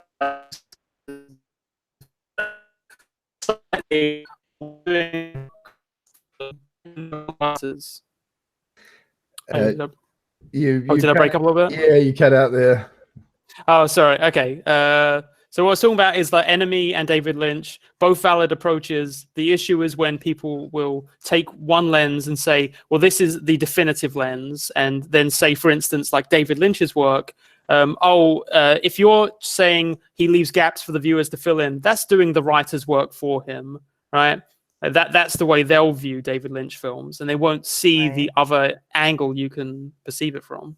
Right. Yeah.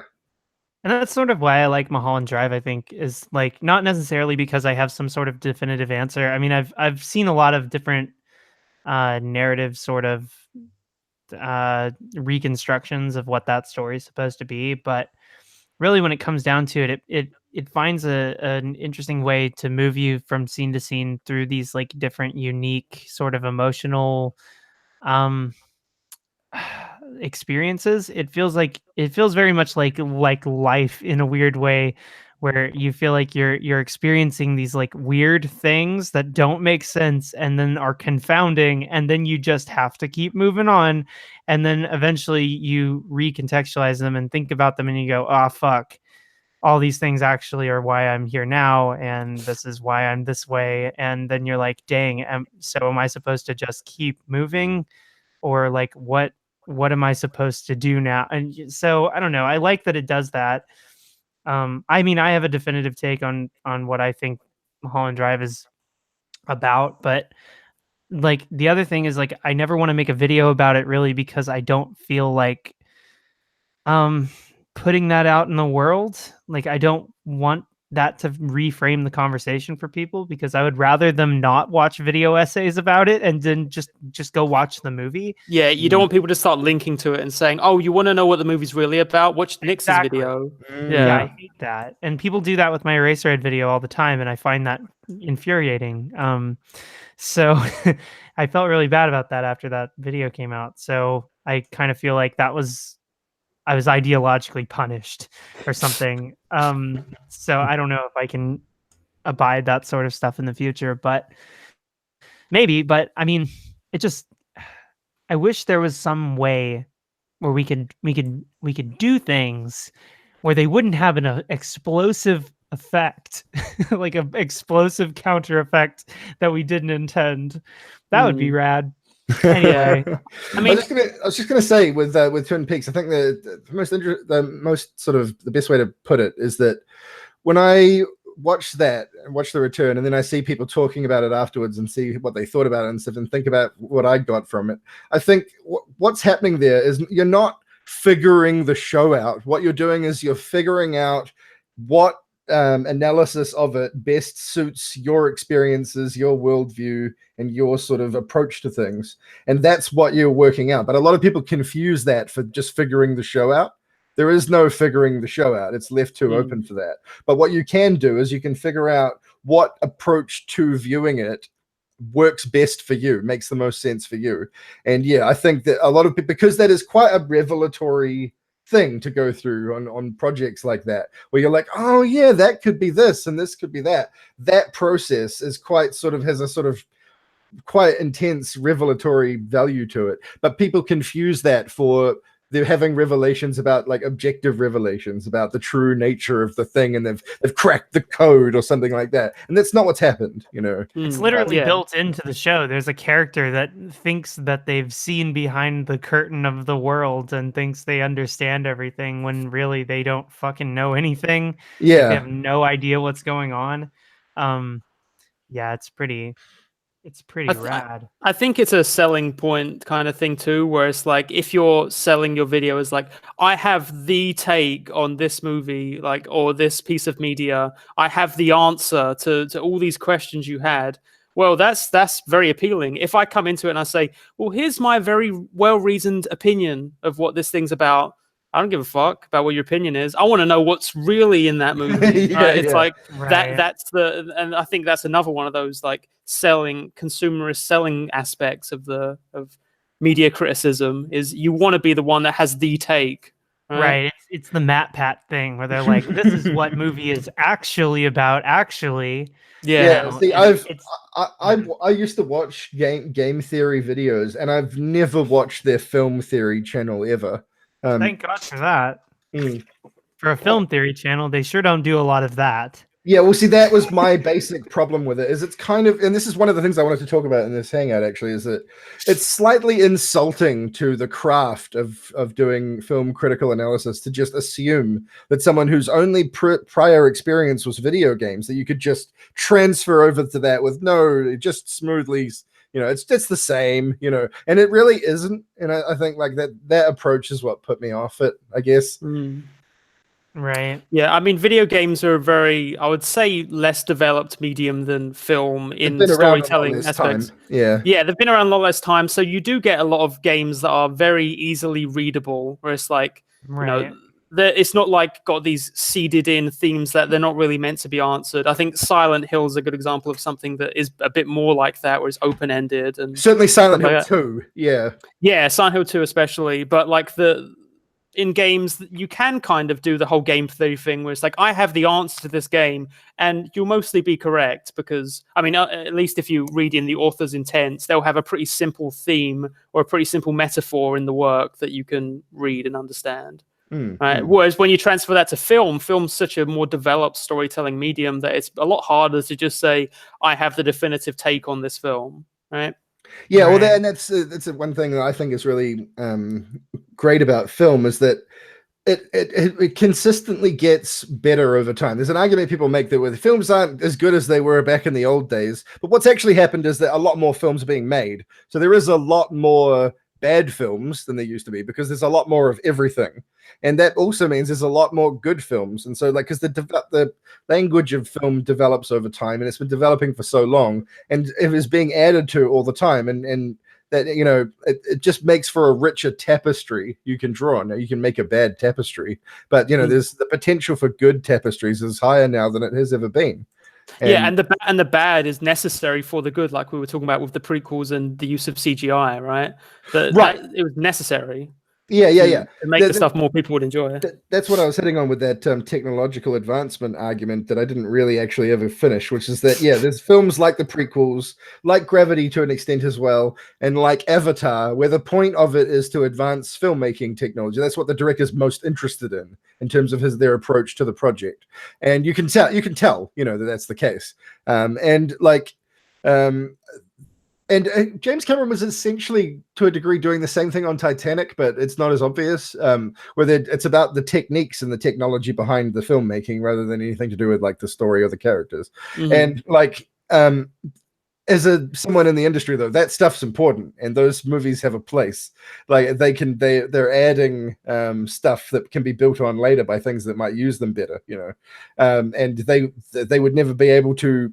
When you're doing a movie like that, you kind of have to discount like those aspects, because there's so much work in making a film, and there's only so much focus to go around. You have to have a main focus, and if you're going to make your main focus, let's invent new filmmaking techniques and technologies. That's gonna have an effect on your movie and gonna make it bad in some ways, or certainly, it'll introduce downsides to your film.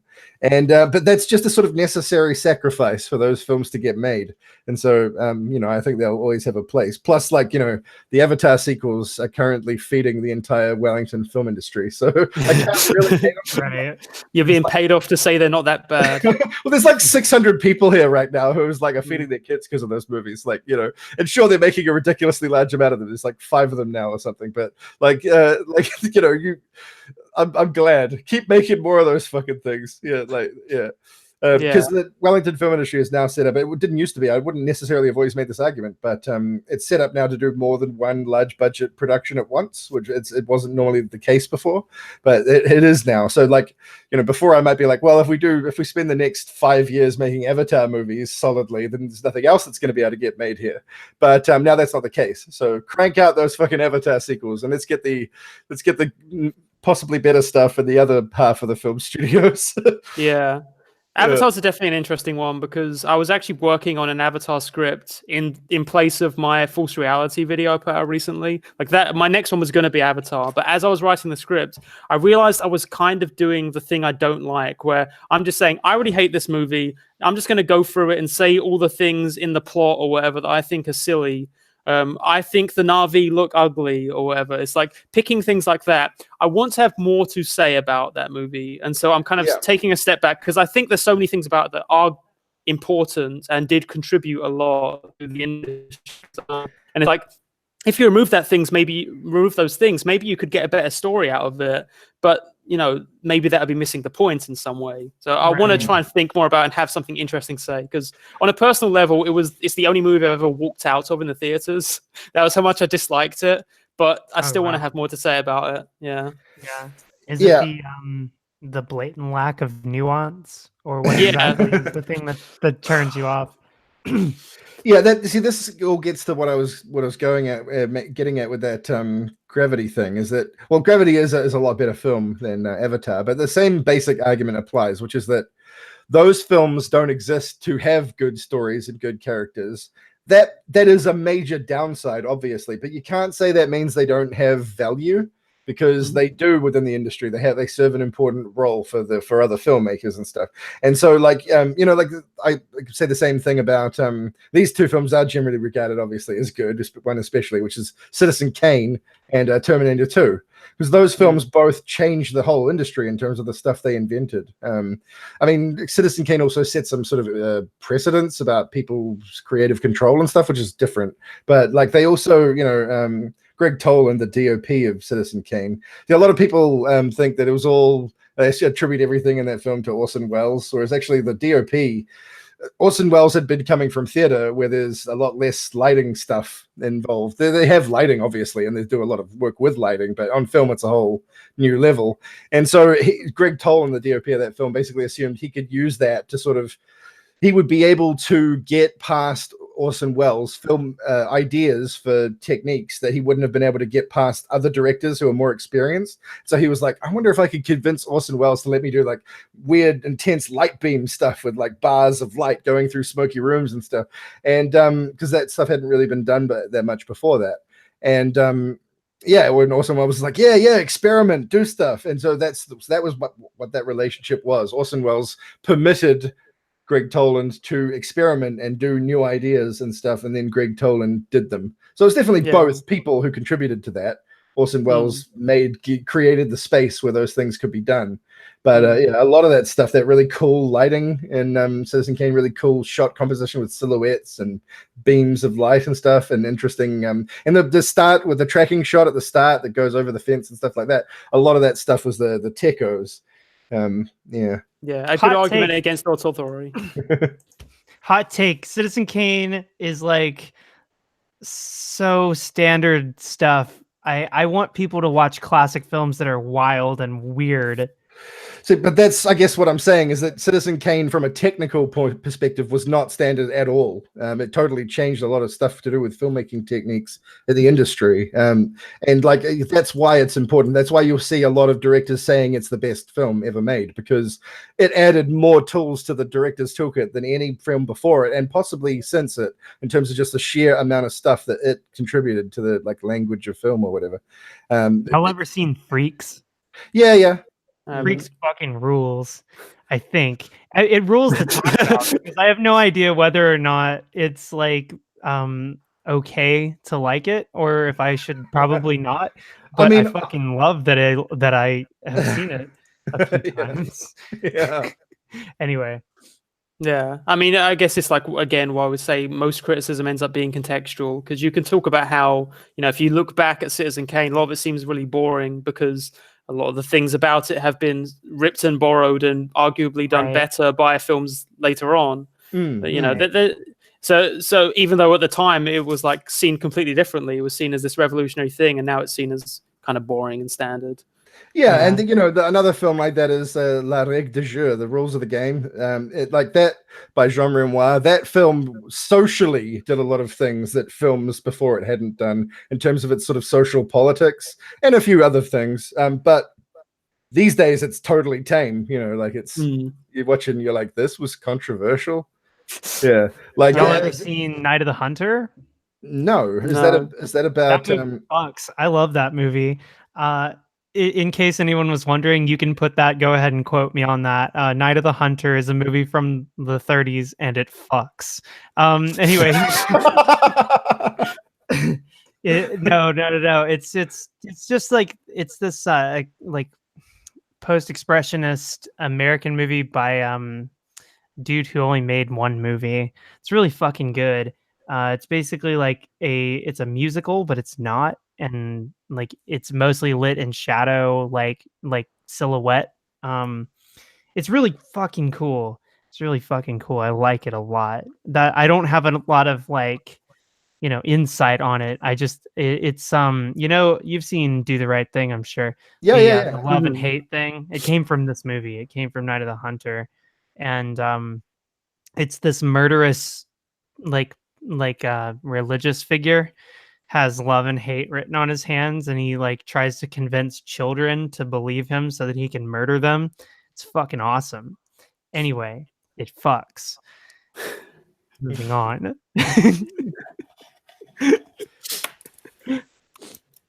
Oh yeah, no, Charles I don't Lawland. want to move on from that. Oh, okay. It's Charles Lawland. He's a theater dude, or Lawton. That's right, Lawton, not Lawland. I don't know anything. I'm just reading whatever anybody says in the chat and being like, that's true. Yeah, I've been missing a bunch of stuff in the chat. At one point, everyone was just talking about psychedelics. And I was like, which was pretty rad, let's be honest. Yeah, I mean, yeah. Mail me psychedelics. Please put that. Please quote me. I mean, that's another example. Some movies are made to be watched on psychedelics, they don't make much sense unless you're on psychedelics, and that doesn't make them bad. Right? Easy Rider would be the one that comes to mind. Bandersnatch, right? That moment where the dude, I thought they were taking mescaline. Okay, whoa. Have you seen it? Yeah. Okay, did you get that far to the drugs? What, to the Yeah. I went through, I think, all the endings. I thought they were doing mescaline, but I guess it was just some other vague, different. Wasn't it just LSD tabs? Yeah, I guess it was just LSD tabs. But I don't know. I thought it was mescaline because I'm stupid. And then I was like, why is mescaline like this? And then I was like, oh, it's just psychedelics. Okay, got it. It went a little bit far to be acid tabs. Like I don't want to spoil it too much, but like it became like stereotypical what people do when they're on hallucinogens thing that didn't feel too authentic. Yeah, but, that was one thing I was just going to mention is that, one of the problems I have with Easy Rider is its depiction of what it's like to be on acid is just wrong. It's not correct. That's not what it's like. That's not what it's ever been like. You don't like it randomly, like it does fast cuts, like a montage of really fast cut montage between these random images. That's like your whole vision isn't taken up by like a magic hallucination thing. That's not how it works. And like the film I credit for this is the Hunter S. Thompson film, Las Vegas one. Oh, Fear and Loathing in Las Las Vegas. Yeah, I really love that scene where he's walking through the casino and the pattern on the carpet turns into and starts climbing up the walls and stuff. That is the sort of shit you see on acid. Yeah, but not necessarily everyone turns into lizards. No, that's true. But actually not everything it does in that film is accurate. That's fair. It also depicts adrenaline as totally as a hallucination thing where it's not like that at all, which is weird. But yeah, the bit with the carpet though is that's the sort of stuff that happens. That's accurate. Yeah. Yeah. But I mean, that's another stylistic thing you can talk about, which is a lot of the time that will happen where the drug is there as a narrative conceit. And it's if you've actually taken this drug, it's nothing like how it's depicted in this film. But as a quick narrative conceit, most people probably haven't done the drug. They probably wouldn't notice it. So is it a bad thing that is that an error, or is that just a choice? Well, this gets to a thing that I wanted to talk about, which is that I mentioned before the suspension of disbelief. Well, this is sort of getting to that, which is that if you make something where a proportion of your audience who has knowledge about something is going to know that what's happening on screen is wrong, that messes with their suspension of disbelief. And there's a balancing act when you make a film, is that how many people in the audience that's actually going to affect versus it's like a utilitarian decision. You compare that to how much it could potentially mean for people who don't have that knowledge. Is that a really niche, really tiny group of people, or is it a large group of people that you're going to be messing with? Yeah. And one of the films I bring up when talking about this is the Denzel Washington Equalizer film. Have you ever seen that? I have not. Oh yeah. Actually, I did watch it once. I don't remember it though. The last act of the film is basically what if Home Alone was, instead of a little kid, an action hero badass who could kill anybody with his bare hands, and it wasn't a house he was stuck in, but a hardware store. That's basically the plot of the idea of the last part of the film. It's he's trapped, but he's trapped inside a hardware store where we can make traps and booby traps and fuck with people and do all these contraptions, like MacGyver style stuff. And then he's this action badass. So that's basically what the whole thing is. But my stepdad, who I saw the film with, he doesn't do this anymore, but he spent a large chunk of his adult life working in construction, right? And he just noticed a lot of the stuff they did in the film was incorrect. For example, he's firing a nail gun. He's just firing it, hip firing it, and you can't do that. And that started messing with his suspension of disbelief, because now he's thinking about nail guns, not thinking about the movie anymore. And another one happened which is more relevant to what he does these days, which is where he the character set the fire alarm off, the sprinkler system, and the sprinklers go off over the entire hardware store, all the hardware store, all the sprinklers are going off. And my stepdad was that's not how sprinklers work. They're regional. You set them off in one area, they go off in that area to put that fire out. They don't just soak all the products over the entire massive store. That'd be ridiculous. And so that sort of stuff, there's a lot of people in the audience who that's not going to mean anything to at all, and that's totally fine. But there are construction is not obscure. There's a lot of people that work in that, and I think personally that if you're going that's too wide of a spectrum of your audience that's potentially going to be fucked off by that. And so I think that there's a delicate calculation that goes on when you approach a project like that. And I think a lot of the time I'll be right back. Gotcha. Yeah, and I think a lot of the time that calculation is capital based. When you say utilitarian, it's well, you want to maximize the number of people that enjoy your thing so that they'll promote the thing, word of mouth, whatever, and you can make a living off of it, right? It's I think that, say theoretically we were in a situation where there were post-capitalism, we were in anarchism or communism or whatever. I think there is less of a pull to be I'm gonna make this choice just because I think most people will be okay with it, not necessarily because, I want to make that choice. I think there'd be less pull towards that. I think that definitely is an interesting conversation to jump into. But it's a big one. Yeah. That's for example, a lot of times when you work in the industry, there's a lot of stuff that films do that's wrong about the industry, in which cases that they're doing it knowingly, they're misrepresenting it on purpose. But does it matter? Filmmakers themselves are such a small part of the audience that doesn't matter. For example, that lights, camera, action thing. If someone's depicting a fictional film set in their film, they'll often have the first AD say lights, camera, action, which is not what's actually said, and that doesn't matter because the amount of people in the audience that are going to know that is tiny. So it's like, objectively, does that really matter? I don't know. I don't think so.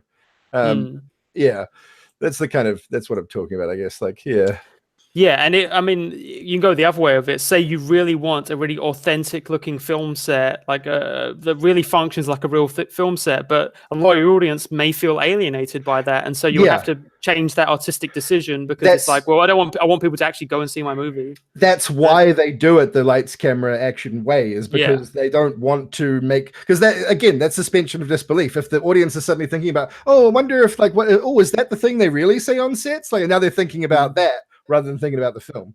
So yeah. I mean, the example I brought up in my plot hole response thing was like, doctors, when you got a bullet in the movie, it's always a build up of tension to, oh, they've got to get the bullet out. Yeah. And it's like, that isn't how it goes. A lot of the time they just leave the bullet in because pulling it out might cause additional, See, tear. That one is actually one I can chalk up to just being laziness, because if you actually think about it, if they were to depict a gunshot surgery accurately, they could use the exact same tension escalation sort of approach just by talking about what actually happens. We've got to repair the damage. We've got to stop the bleeding. That's what they actually do. They repair tissue damage and stop bleeding. That's still tense, That's not untense. So they could just do it the right way, and nothing would be lost. That's exactly one of those like common logic things where it's like, well, we aren't going to depict it like that because the audience won't like it if we do that. Until you do depict it how it actually is, and the audience is actually enthralled by that, and that happens a lot of the time. That's the calculation you got to do on the suspension of disbelief stuff, because like I said, with the film set thing, there's actually a potential you could actually mess with that for a lot of people who are now thinking about actual film set function and stuff. Whereas on that bullet thing, I don't think there's anyone who's going to be alienated by doing it correctly, because that's not a trope that people are actually have any kind of investment in, and I saw a video. Do you know that series? Oh god, what channel is it that does it? Is it Variety? Anyway, one of the film channels has like these things where these experts come on and they talk about scenes from films. Like the main one that does it is a linguist who does dialogue coaching. You know what I'm talking about? And he like goes through movies and like evaluates. Oh yeah. Okay, I know who you're talking about. I can't think of his name right now. But I've seen they had one of those videos was a surgeon. And she was like talking about the way that's depicted, and she'd like, that was one of the things she actually used that scene that you used. Oh really? Of this, interesting. Yeah. I mean, she used the scene from Mr. Bean movie where there's the same surgery, and she used the one from the Harold and Kumar. Yeah. It's interesting because it's like, I like the way that those videos are done, because they have the conceit we've been talking about, where almost every time they say, this is a choice, or like, it doesn't really matter. Like, we're not saying this is now points against the film where you can bring this up in a discussion and say, look, this thing is objectively worse now because it had this thing in it. It's it's a directorial choice, or it's just a conceit for narrative purposes. And because we can't objectively see the version of this thing that doesn't have that, we can't tell which is better, right? Yeah. You can't say it would definitely be better if it didn't have this conceit in it. Right, like you say, the film set thing, we don't know for a fact that it would be better if it authentically showed the film set. It might just obfuscate certain aspects of the film, right? And this comes down to the way the film presents itself. Like, is it a film that's presenting itself as having value because of depicting film sets accurately? Because there are films like that. The entire point of the movie is to present what it's actually like to be on a film set. Like there's a film called Living in Oblivion, which is about indie film sets specifically, and it's really accurate and it's awesome. But that's the point of the movie. Whereas a lot of times when movies depict film sets, it's just a particular scene in the film that doesn't really stand for anything. It's just a functional thing, beat in the story or whatever. And in that case, like, if they're not setting out to accurately depict film sets, then no, I don't see why you should have to. It doesn't. In fact, it might make it worse. But like if your whole conceit in your film is that, look, this is what it's actually like, then I would argue there is a level to which you're going to want to get it right, because the audience can sort of feel that. Like The Wire is the example I often use for this. You get a sense while you're watching The Wire that the people who made it know what they're talking about. when it comes to the social stuff involved. Like and then when you look at the behind the scenes details, you're like, oh, they definitely do know what they're talking about. For example, they talk about what it's like to be in a newspaper room as a journalist, and then like you find out, oh, David Simon was a journalist for years. Okay, and then like they have an experience where a guy who leaves the police force to become a teacher, and they're like, oh, okay, so one of the makers of the show was a guy who was a police officer and then left to become a teacher. So right, like they literally know what they're talking about, and you get that sense while you're watching it. There's a sense of authenticity to it that I think if you set out to get that right, it does matter, But if you don't set out to get it right, which most police procedural type shows, most cop shows don't, most shows about crime don't set out to get it right, and then that doesn't matter, Yeah, but then people are curious about that, where they'll be like, I want to look up all the errors in the police procedure, and then so there's a YouTube video that will be like, oh, top 10 things they constantly get wrong, and then so that's a neat thing, but then people extrapolate from that, where it's like, oh, now I know why this thing is bad.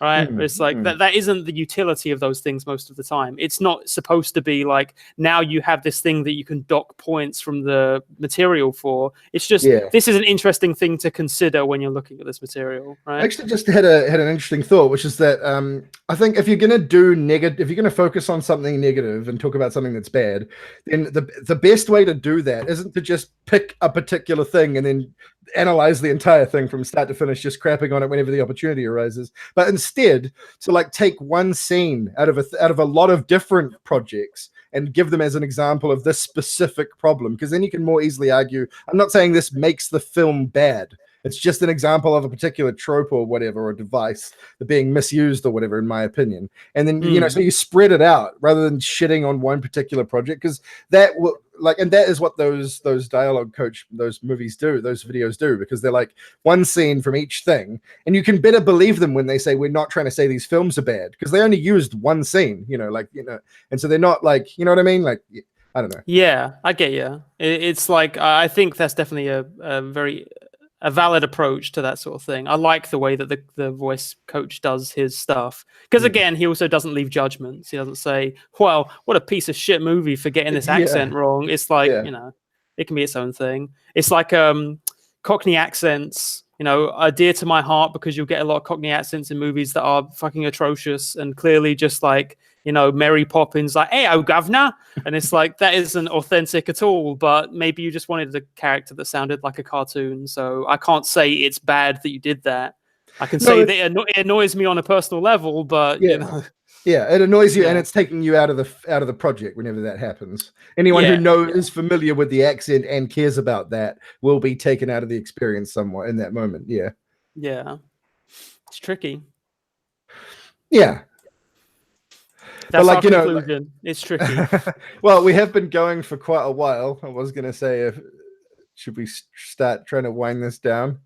We haven't really talked about one of the things that I said was going to be with the main focus, which is the fact that a lot of critical analysis channels on YouTube these days have a more sort of upfront left-wing perspective. Which is like the overtly political side of it. Yeah, and that's what, like with you, Jack. Like you pretty much. You don't exclusively bring up the political elements of a project, but you tend to always bring up the political elements of a project. And like whenever you analyze anything, at least part of your analysis generally tends to be looking at the political side of things, because any piece of fiction can be analyzed from a political context, Yeah, I think the thing is that like when it comes to academic analysis, usually talking about the political aspects of a text is fair game. But when it comes to places like YouTube that are more for the masses, talking politically about a piece of media is kind of like a Voldemort thing. It's like the second you bring it up, it's like you're picking a side or something. Anita Sarkeesian is a good example. Like all she wanted to do was bring up a feminist lens on video games. And yeah, she might have made a few factual errors, but it's like she just wanted to open that conversation. And yet she was like, why are you trying to enforce politics onto media? Yeah, also there was a point to the Feminist Frequency Project, which was it's actually really important, which is that any medium that's developing and is in its sort of not infancy but growing phase is going to come under. There's going to be a period where a lot of people are analyzing this work from an angle that it's never been analyzed from before. There's more, and the net that is cast of people who are interested in doing that is ever increasing, right? And so that means you're going to have new takes, new ideas, new perspectives. And in order for video games to be a completely mainstream thing, that's what they're going to need. They're going to need to be able to have all that, like films do, like music does. All of the mainstream creative mediums have that. There's you look for analysis of movies and TV shows, you can find it from any possible perspective you could think of. It's all out there, whether it's on essay form that you'd have to look up in like Google Scholar, or whether it's on a YouTube video. All perspectives are going to be there. And in games, they're still going through a growing pains phase where they're like, no, new perspectives, new people casting a light on our thing and analyzing it. No, this is our club, and that's what that reaction was. And so it's equally weird, because what Anita Sarkeesian was trying to do would actually help games. But actually, when you cast that net wider, it's a self-perpetuating thing. Doing the games industry coming under that kind of analysis from different angles is what grows it. It was what makes it bigger. And so it's also, what they were doing wasn't just reactionary and stupid. It was also actively hurting games. So it's Yeah, I mean, it's like a lot of the time when people are arguing, like, don't try and put politics into video games, they're not really arguing like we should. It's kind of like apolitical art, right? It's not really that they're arguing we should have media and not have to put political lenses onto it. Really, they're just sort of saying we only want the status quo. We only want to discuss things as the status quo. We don't want to question these things, really. We only want to question whether the mechanics felt good to me. Sorry, Nick, you go ahead. Sorry, Nick, you can speak. Hi, I'm here still. That's all right. It's okay. I didn't really have anything to say. I don't want to seem like we're just constantly talking over you. Sorry. I just wanted to write a sign that says hello. Anyway, go ahead. Go off. It's fine. I was just sort of saying I think the argument that we shouldn't be trying to put politics into media is like, it's not that we're forcing everything to be political. It's just we're saying that you can have a reading from basically any angle of a thing. It's just a matter of how strongly you argue that thing. And if you're saying no, you shouldn't be having those readings, it kind of is like, oh, only the status quo should be the accepted thing. We can't broaden our horizons. Right? Absolutely. Yeah. I mean, it's not necessarily to say that I think that we like dialectic is like inherently good or something. I don't think know. I hate the word dialectic, but I like the word conversation. That's fun. Dialectic sounds like, pseudo philosophical bullshit to me, and I know it's like a Hegelian thing, but I don't care. Anyway, what was I fucking saying? No, it's just a refusal of conversation. It's just, no, we frame the discussion, and it's going to be mostly about us. And not to bring in the gender politics of this whole thing, but it is very much like the men are talking, sort of vibe that you get with like a lot of that stuff. And with the Anita stuff, it's like, regardless of whether or not what she was saying was like good, I think genuinely everybody should agree that she should have a space to say whatever. And like literally their arguments was that she was not allowed to have a space for that, and no one is allowed to have a space for that. And that's what I mean, is that for a medium to be totally accepted and mainstream, there needs to be a space for any kind of angle you could possibly take. And the fact that games still aren't ready for that is actually a really bad thing for the industry. Right. Yeah. And I mean, I don't know fucking shit about video games. I'm gonna be honest with you. I bought that Pokemon thing for the Switch, and I touched it. I think I put it in my game system, and I turned the system on. I think I named my rival character Moist, and then I was like, and now we're done. I've done it. I finished the game. That was the last time I touched the game. In Pokemon Let's Go, my main character was called Garrett, and my rival was called Capital. Good stuff. I always name the rival Moist, and I don't know why.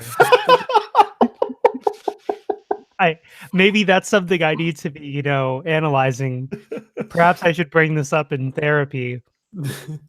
But at this point, Also, one of the things I was going to say though is that because Jack pretty much always brings up the political angle when he analyzes something, but Nix, you tend to only do it when it feels relevant, more relevant. Yeah. Like you don't always do it, but when you do it, it's always quite compelling because you tend to reserve it for when you think it's most appropriate. Like the It one, for example, is one of the examples I was thinking of. The how cycles of abuse are handed down over the generations and stuff. right? Yeah, Yeah, and you actually like there's a couple of examples you could have extra examples you could have used. I was thinking about during watching it, like the main character whose brother dies at the start, his little brother. One of his major themes in the show is that his parents basically start neglecting him after that and treating him like shit because he's the surviving son. He's like, they're so grief stricken and so preoccupied with the dead son that he. sorry. What? I just remembered. Have you seen the movie Walk Hard?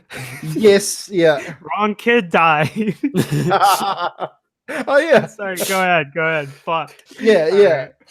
And like it's like cycles. It's how trauma spirals into other things and causes more trauma. And like it's not always direct, like it is with the bully who's abused by his parents and goes on to be a bully at high school. It's also things that are more accidental, like with George. Big George Denborough, where he was it Stutter? No, George is the one that dies, and Stuttering Bill's the main one. Yeah, he basically, his parents aren't meaning to traumatize him, but it just happens because they're so distracted. Right. Yeah. Somebody jumped up and pushed me and surprised me in the middle of the street. Anyway, I was talking about very important things, Elliot.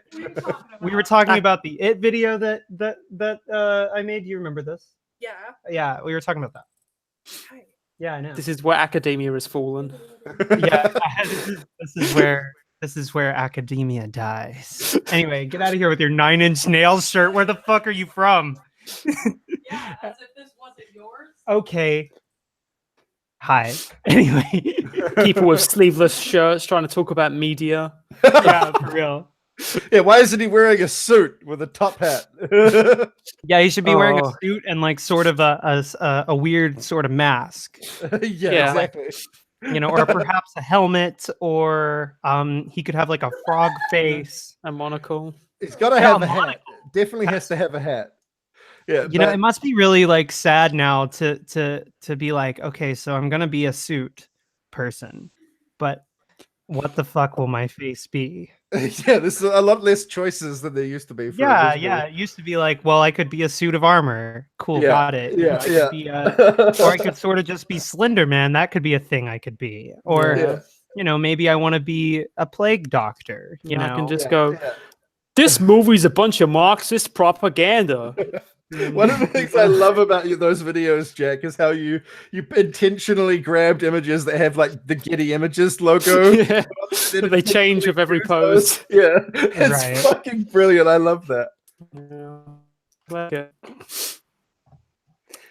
See, that's because it's an interesting communicative sort of exercise to try and communicate that this is shit on purpose. That's the idea behind it, right? Like you need to make it clear that you haven't actually just done this because you're like that. You've done this because the person you're satirizing, the satirical character, is like that. And I think it's well communicated in those moments that, like, because you've exaggerated it to an appropriate degree where it's obviously intentional. Yeah, it's tough. I'm glad that it comes across better because Rational Big Boy, I've had a few comments where people say like, oh, well, it's weird that you criticize Rational Big Boy for having these like far right readings of movies when you're constantly having far left readings of movies. And well, I like to think that I argue things a little bit differently to Rational Big Boy, but I don't know. I can't really say. It's that old saying that the reality has a left-wing bias. That's not our fault. Because one of the things I was going to bring up is that Jenny Nicholson, who's one of my favorite YouTubers, she has a brilliant video about My Little Pony, about bronies. about how there's a lot of bronies who just come in and do these ridiculous nitpicks and take everything is way too seriously and like invest in it way too hard, and it just leads to all these ridiculous like arguments being made. And she just goes way over the top in her video, like satirizing this kind of angle. And then the top comment on the video, the one that she's pinned, is from a guy who's actually the kind of person she's making fun of, and he's taking it completely at face value and completely seriously. It's brilliant. Honestly, you've got to check it out.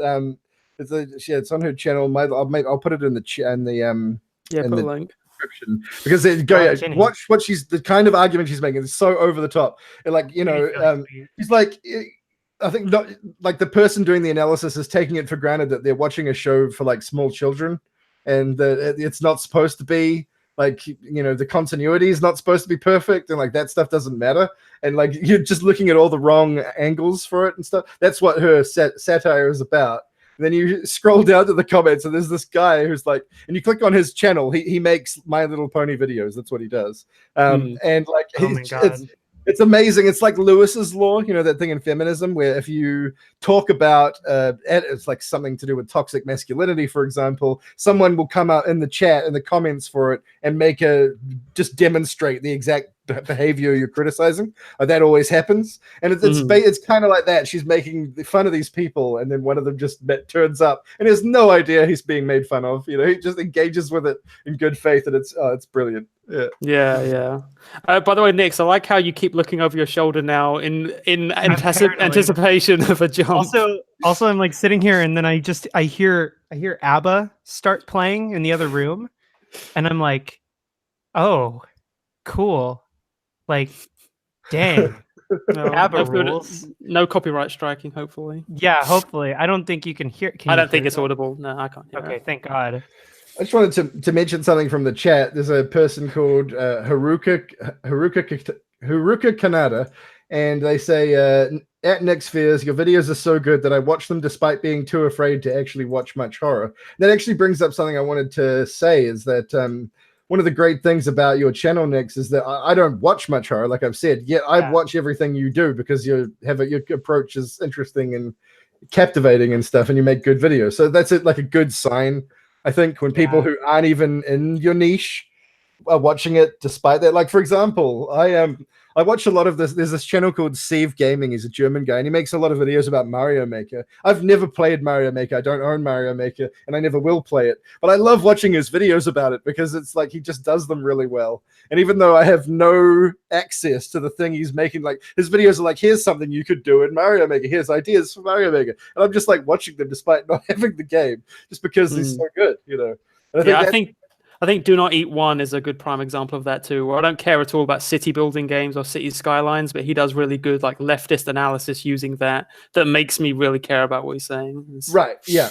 Yeah, transcending the material. Yeah, one thing I wanted to bring up, though, is I was talking about Jenny Nicholson before. She did one video recently where she's talking about A Christmas Prince, which is this Christmas franchise, yeah, and it struck me because she is a left wing person as well. That video struck me as it could do with a bit more of that in it. Like, for example, she's talking about how, you know, it's a hereditary monarchy that the film's about, and her main angle of criticism of that is the fact that the main character, the main female character, can't become queen. Like, that's the bad thing about it. And that is a bad thing about monarchy. Absolutely. That is bad. The patrilineal descent thing. But it's not the worst thing about monarchy. The worst thing about monarchy is how autocratic and centralized it is, and how much power you're putting in one person's hands who's like who's a hereditary title being passed down. Like, it's just a terrible system in so many ways that like, definitely bring up the patrilineal aspect, but like maybe other stuff too. And she never really touches on like why the rest of why, because that's one of the. I bring it up here in this example because one of the arguments that A Christmas Prince movies seem to be making is that monarchy is great, You know, like they're not. There's a couple of surface criticisms here and there, but at the end of the day, the most sympathetic characters in the film are the members of the royal family. So it's like, you know, like and there's like so much room there to just slam the film for that. Like it's terrible politics. Yeah, it's kind of like a corporatism, not capitalism thing. It's like Right. it's saying it's not capitalism, it's bad capitalism. It's not monarchism, it's bad monarchism. Yeah. Right. But I respect Jenny's issue for the Oh, record of absolutely. not going too far left, because that will just lead to so much harassment the second she goes a little bit too Right. far. Possibly, yeah. I guess that. like I get that. You know, like the reason I'm bringing this up is because I know Jenny agrees with us about that stuff. I know she's not a royalist, you know. Yeah. So like, Right. it's not that I'm asking her to present views she doesn't have. I guess that, and I do understand the harassment angle. Yeah, like God damn it, I have a video on my channel that unexpectedly blew up. Well, comparatively for my channel size, about Brexit. And like I literally made that for Jack. Like I was like in a chat with you, and I was like, these two clips, and it was like, I'll make a video where I'll throw the clips together. And you know, I added some argumentation of my own. Yeah, onto it, yeah, 'cause yeah. You might as well. You're making the video, but ultimately, it was mainly for that purpose to have a video where those two clips are combined. And like, that's the one that blew up, the one I didn't even want a lot of people to be watching. And I even seriously considered unlisting the video because I was getting so much like reactionary trash, like going on about how immigrants are evil and they're the real problem and all this shit. And I just like go through and delete all that shit. Yeah, it's tough. But that's the one that like, oh god, there's so many comments on it, so many fucking horrible people turning up. Yeah. That always Incidentally, happened. yeah. Sorry, go ahead, I Jack. imagine no. I imagine that it happens a lot more to you, Nix. Like you have to go through that sort of shit a lot. Well, sort of lately. A lot of mine are like old fans that were like fans a year ago that are just like, what the fuck happened to you? And I'm just like, Do you get I a lot of got- those like, oh, you feeling- jumped the shark when you transitioned Oh, thing? oh yeah. Oh Yeah. yeah. Every Ugh. fucking day on Twitter, YouTube, everywhere. I get Patreon deletions pretty much every day. I've lost $200 in the last 2 months, but before that it was like closer to like 300 in a month. And so I'm down about $500. But and then you know, as everybody leaves, they're like, by the way, you know, Yeah, horrible we're comment sick on and the way tired out. of hearing Yeah. about, you know, you and that and all of that, and you're like, oh, okay. But I mean, I don't like to just complain about that all the time and just complain about harassment. I also like to try and not think about it, but at the same time, it is like very, very much a present thing. And I think in a couple months when things calm down, if they calm down, they probably won't. Then I'll have something actually more insightful to say about all that, because like right now it's just kind of happening and I'm just kind of like, you know, some days it's worse than others, but you know, but yeah. I mean, the right wing does not like you doing things that are good for you. No. Which is pretty neat. Mm. And it's either that or it's the I'm just asking questions. Why are you Yeah. mad at me thing? And it's like, Yeah. why am I not allowed to call you a tranny? Right. Yeah. And you're like, why don't you Google it? Whatever. No, I don't know. Just that sort of shit. But whatever. So much for the tolerant left. Mm-hmm. I think I guess what I was trying to get at before is the idea that maybe if you did start branching out more into other types of things, that would probably lessen this problem a bit, just because of like the horror audience, like what we were talking about before. Yeah. That new people, as they discover the channel, will be of that reactionary mindset, and they'll like basically Right. turn up. They'll watch a bit of your stuff because they like the stuff it's covering. Then they'll realize that you're a gosh darn alternative lifestylist or whatever bullshit they call it. Right. And then they'll like leave some snarky comments and some horrible thing. And that'll be their only interaction with you, is just to make life slightly less enjoyable, you know, for 5 Right. Yeah. like that's yeah. their entire function in your life. And I think the more ways you can get people introduced to your content, that will probably make that better. Yeah. And well, I try and find like a positive spin on it, on everything. Ironically, so there's this movie called Vice that's out right now about fucking Dick Cheney, and it's like it shows him to be this like horrible monster of a monster of a monster. He's just the worst person that like wasn't elected. He just kind of showed up and just took fucking over and then like caused a giant war, all that shit. But there's a thing about him that I wish that I was more like, and I think that a lot of right-wing people are like this, where they can spin just about anything into a positive, like a net positive for themselves, if they just like accept the situation as it stands and then fuck with it for their own means. And so like, he would get not elected, and then he would just go, okay, well, why don't I just take power? It's just like, this is an opportunity for me to do this thing and stuff like that. And I think I have a more defeatist mindset where when things are bad, when I'm losing a lot of subscribers and whatever, I start to just sort of fall apart. But I wish that I was more like that kind of person that could just like spin things in a more positive direction and actually like fix these things. It's just like, I feel like I'm not nearly as tactical as it seems like so many of these other like these other fucking monsters are. And it's just like, I feel like that's what I'm up against. You know what I mean? It's like somebody who's so tactical. It's like all these people are very, very tactical. And I'm just sort of like trying to not just let it just wash over me constantly. But I don't know. So I guess right now what I'm trying to do is figure out how to diversify my channel a bit, like, because I'd like to do more things than what I'm doing. I'd like to try and expand to where I'm making stuff that's just whatever I want and just general video essay stuff, but in my own sort of way, and make it more fun and whatever. Because I think that's essential right now. But it's hard to do that and also maintain everything all the time. Like, because like ideally what you would want to do is take like 3 months off and really think about it. But when you literally can't afford to do that, you're like, well, okay. So yeah. I'm trying to figure it out. But yeah. Anyway, that's a tough thing, because people you get a lot of fans that mean well and say stuff like that. They're like, oh, it seems like you're really worn down. You should take a break for a little while. And it's like, this is my income. Financially, I literally can't. Yeah, exactly. Like, that's like, nice and all, but I can't afford to.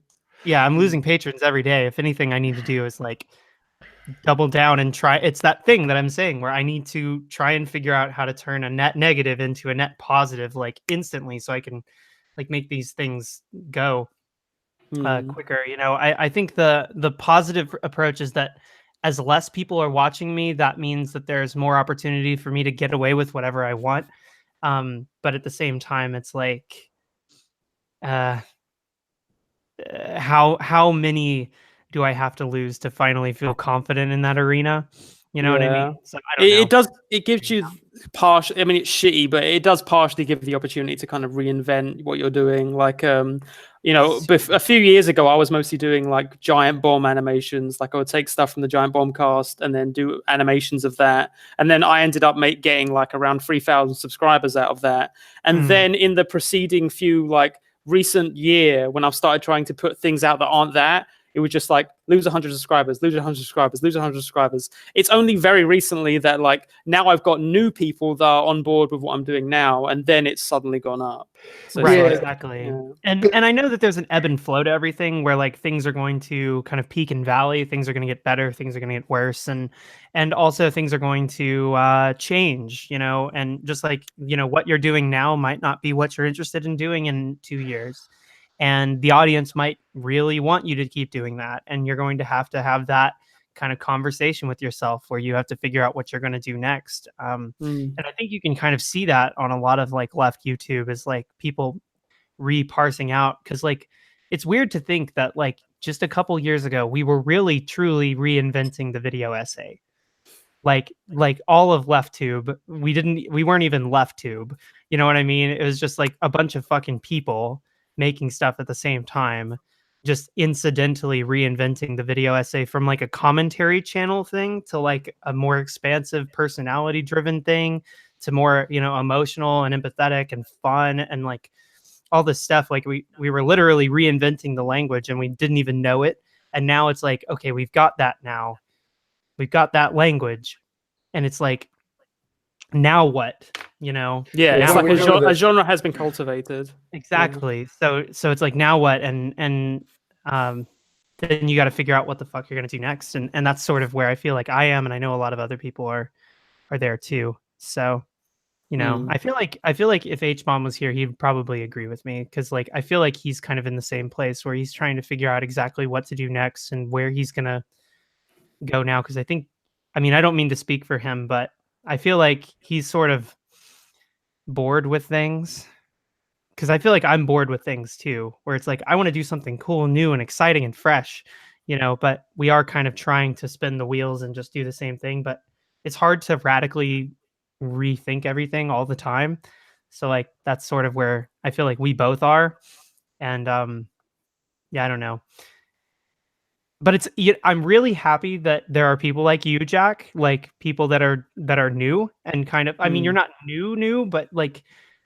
You weren't part of that first wave of I think my first video essay was like May or June time, so like it's been like half a year. Yeah, right. So it's like it's long past like all of that, and so now you're coming in it from like, okay, these are things that exist. Now I'm going to put my stamp on it, and like that's the thing that really needs to happen is like a bunch of those people to rethink it again, but they're not me, you know, they're not us, they're not, you know, Lindsay or Dan or H-Bomb or whatever, and then like that second wave of stuff is going to diversify it out just more, and then I think we're approaching some sort of creative freedom, but it's just like how do you quantify that exactly? Like how do you know, what do you write down? I was watching this movie last night called High School Record. It's like this very, very, very underseen movie. I don't know why the person who showed it to me knew about it, but and basically like they go to this art school, this art high school, and it's these people, these like high school kids in bands, and their like teacher is encouraging them to like make stuff that is completely free of sarcasm, and like try your best to make things that are free of sarcasm, and they're literally angry that they can't do it. And it's like I feel like that's kind of where we are, where I feel like something that I want to do is try to like double down on my wholesomeness or something, you know, where I'm just like trying really hard not to be down on shit all the time and not to be like overly critical or mean or anything like that, and actually try to figure out how to be you know, free of sarcasm, like break that away, you know, and like stop constantly dwelling on that same sort of stuff. And because that's like true freedom, but it's like it's so hard to break yourself out of that. And I don't know, I feel like that's kind of where we are, because like the irony on LeftTube is like kind of my biggest thing is just like everything is so ironic.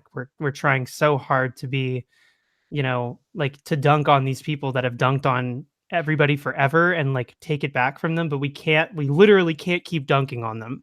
Like at some point we have to be better, be more interesting, be a place that people can go, not to dunk on them, but to want to live there, you know?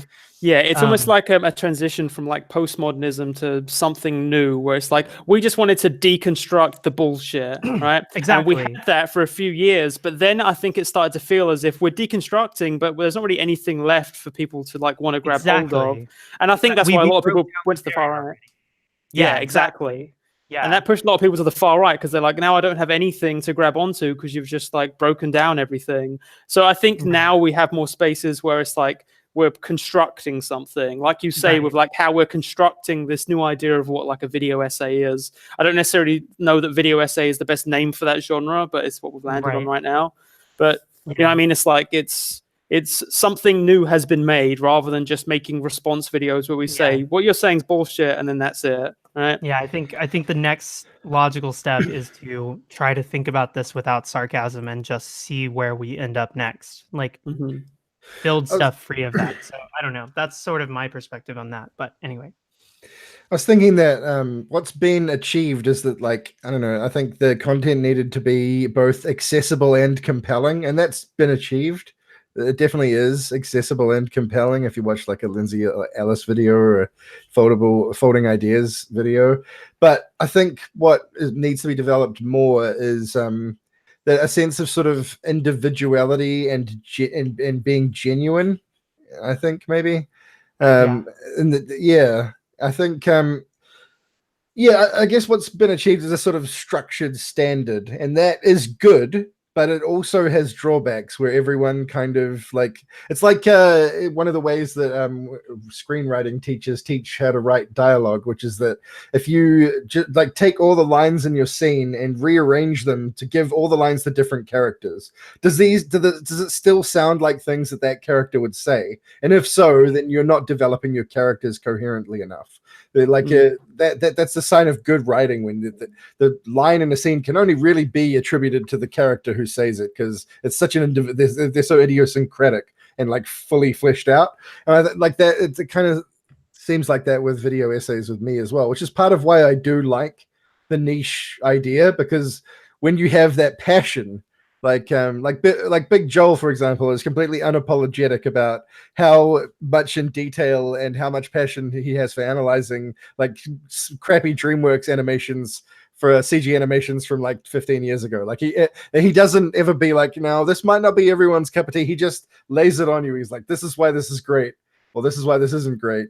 And I think that is really, I think that's good. I think when someone can just be like, here's my angle, I'm going to explain to you why you should think this is a viable and interesting thing, way to approach something. And that's like one of the things I like about both of your channels, is that I get that from your work. You know, I get that, like, I might not know anything about the kind of horror subgenre stuff that you're talking about next, but the way you're talking about it and the type of video you're presenting is something I can just watch. I can just absorb it, and it actually teaches me things, because it is an area that I'm not interested in. Because the more niches there are, the more different areas like that will pop up, where I'm like, oh, I don't know a whole lot about DreamWorks animation, you know, like over the hedge and stuff. I've never really thought about it. Here's someone talking about it for 20 minutes about how they've thought about it a lot, and here's what they've come up with. You know, that sort of stuff, I think, unapologetically personal,